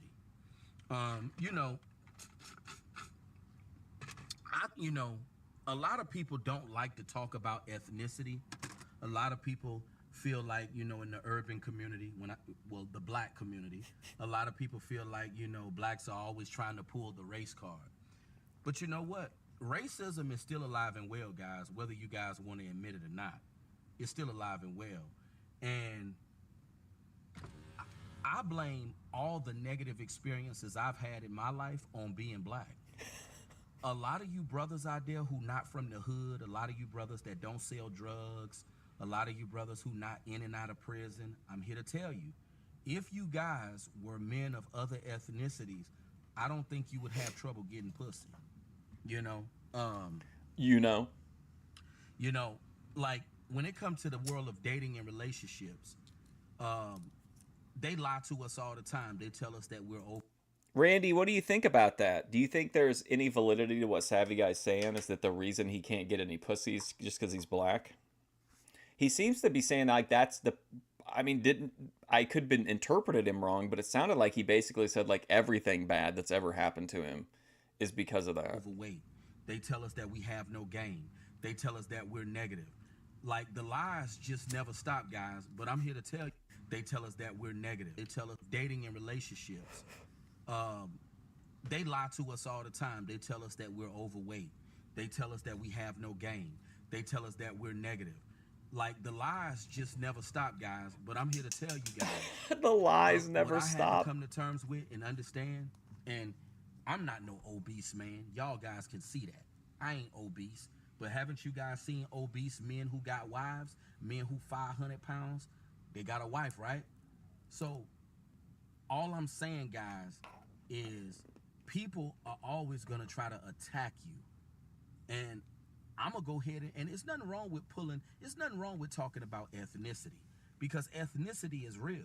Savvy Guy is not going to play by society's rules in these presentations. It's a lot of brothers that seem to be going through, challenges with women and things of that nature. I know it's really prevalent amongst brothers. I know other ethnicities of men go through it, but it's very prevalent amongst brothers. I had to come to terms and understand that all the hell that I've been through in my life, not getting pussy, being treated like a lame, all of this stuff came from being a black man. Treated like a lame? It came from being a black man. Now, I would love somebody to challenge my views on this. You know, it's nothing wrong with talking Poor about savvy ethnicity. guy, man. He's begging people to, I guess, to engage. Maybe it's just looking for, he wants engagement in the comments. But he's called out like 3 or 4 different groups of people now that he wants to challenge his viewpoints.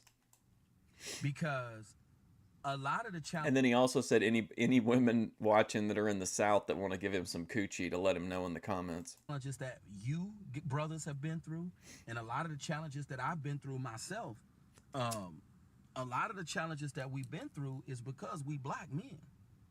You know, I had to understand that. You know, as a brother, you know, if you're not selling dope, if you're not in and out of prison, you automatically gonna be seen as lame in a square. Lame in a look at how square. they're doing Russell Wilson. You know, you know, you're always gonna be attacked when you're a brother. You know, and I'm not just here pulling the race card trying to get nobody to feel sorry. I'm just spitting facts.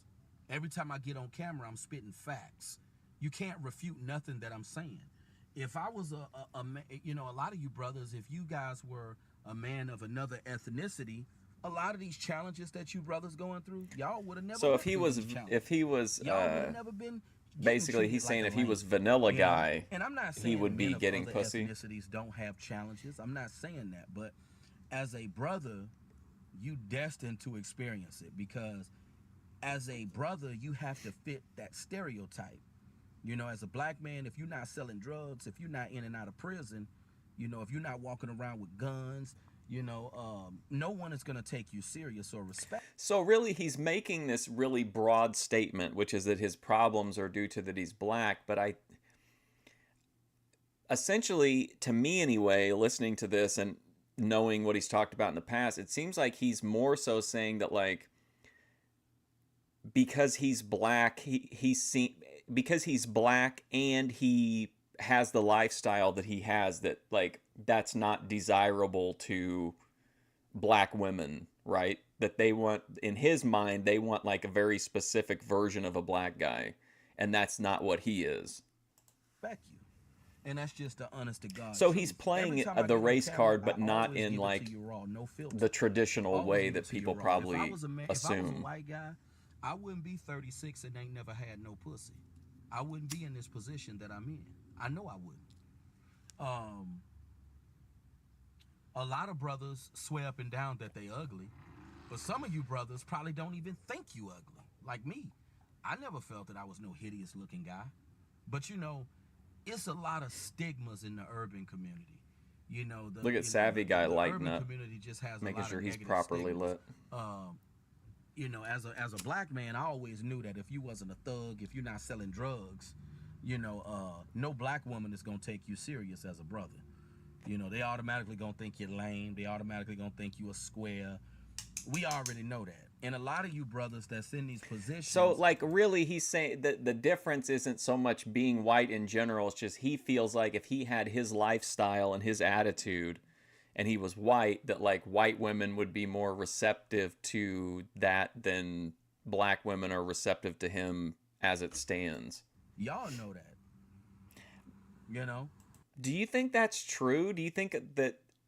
I just feel like there's a lot of, like, kind of nerdy, introverted white guys who aren't getting laid too, you know? I truly believe that we would have never been attacked the way we have if we weren't brothers. Because when you a black man, people expect you to be a certain way. They expect for you to be from the projects. They expect for you to be pushing pounds of the yay. You know, they pushing pounds of the yay. You know, tatted up, smoking kush every day. You know, it's a certain narrative that people automatically attach to you. That's fantastic promo. For you to be a gang member project. A black man, people expect you to be a certain way. They expect for you to be from the projects. They expect for you to be pushing pounds of the yay. You know, they expect for you to be a gang member. You know, tatted up, smoking kush every day. You know, it's a certain narrative Fire that people promo. automatically attach to you when you a brother. Smoking kush every day. When I talk about ethnicity, a lot of people talk about pulling the ethnicity card. There's nothing wrong with pulling the ethnicity card, because a lot of the challenges that a lot of these brothers are going through is because they are black. And a lot of these brothers that's been labeled lame and squares, and a lot of these brothers that can't get any sex, a lot of them are decent brothers that come from decent. I hardly ever hear anybody use either of those terms. Do you think this was like a specific incident where somebody called him lame or square? Because those are really specific, and I don't feel like they're really in like high usage. Maybe it's, I don't know, is it like maybe they're TikTok trends or something? Maybe they're coming back. Decent background. Like you hardly ever hear anybody say square. No in between. You either a street ninja or you lame. That's why they keep attacking Russell Wilson, because he's not a street ninja. If Russell Wilson was a street ninja, they wouldn't have nothing negative to say about the dude. And see, this is why I say, guys, you know, when you a brother, I had to come full circle and understand, when you a brother and you're not from the hood and you're not a street ninja, you just destined to catch hell. You destined to live a life of pain and misery. And I truly believe if I wasn't a brother, all these negative experiences I've had, I would have never had them. You know, things wouldn't have been this bad, you know.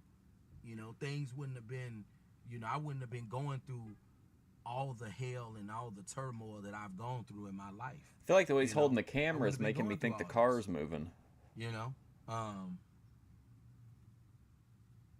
You know, I just wouldn't have been dealing with all the hell that I done been through in my life.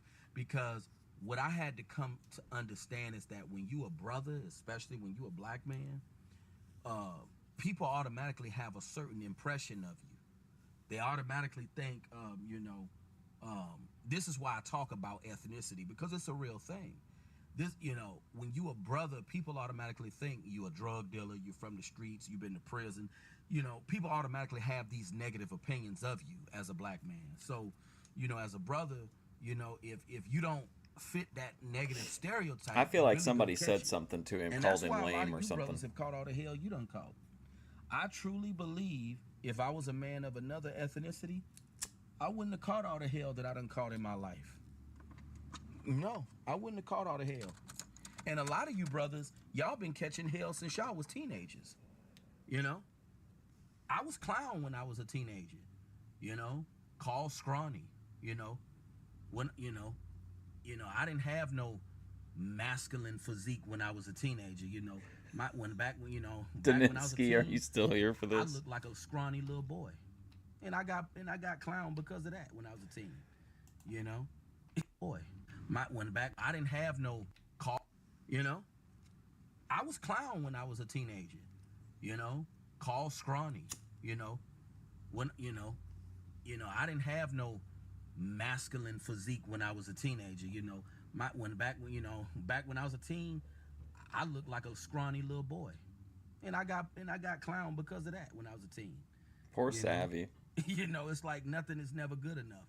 You know, I got clowned because of that when I was a teenager, because when I was a teenager, I still had that little boy physique. Bird chest, you know.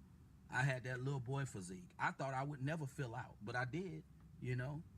You know, my chest wide now. You know, I got that man physique now, but it's like nothing is never good enough. I was clowned as a teenager for having a bird chest. It's like when you a brother, man, you just gonna catch it.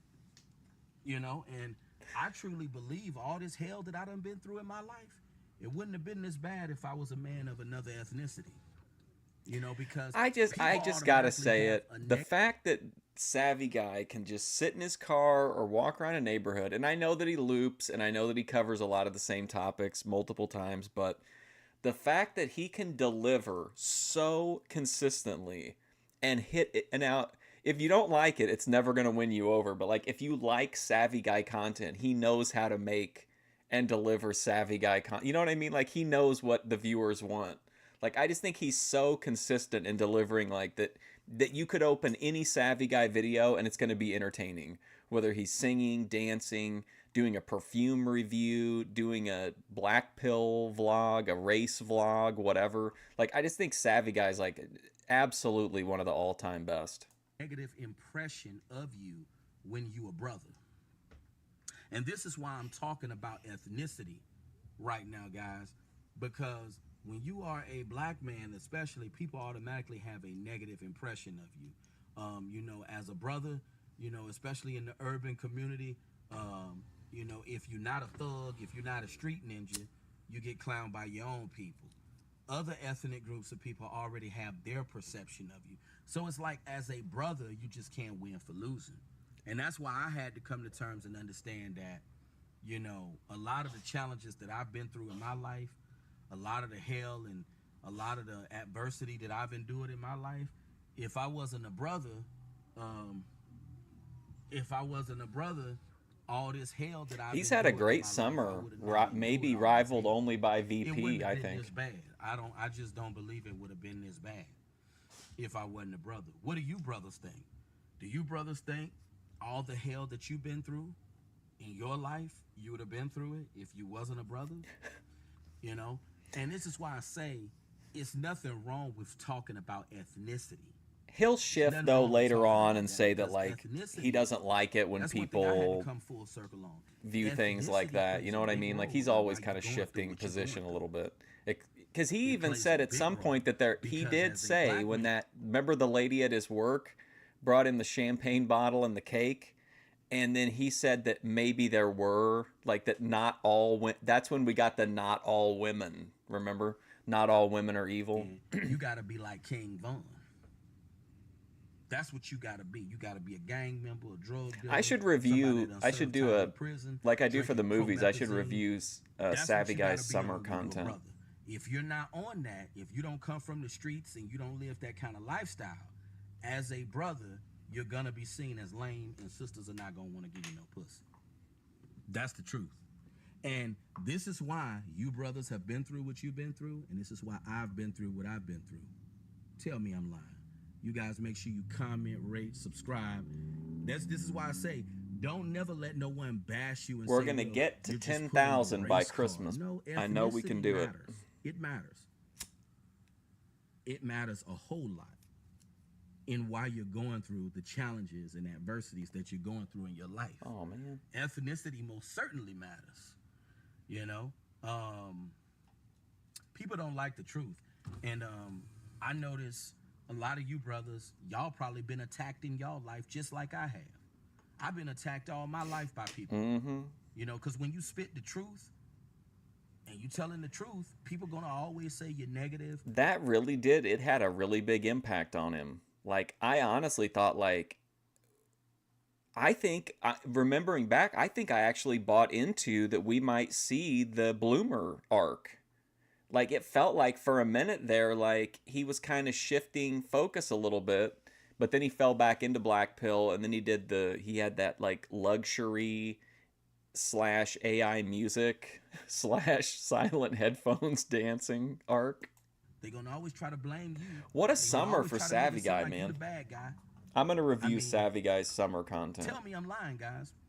Comment, rate, subscribe, donate. It needs to be pointed out. Cash App, $ Brandon Locke 125.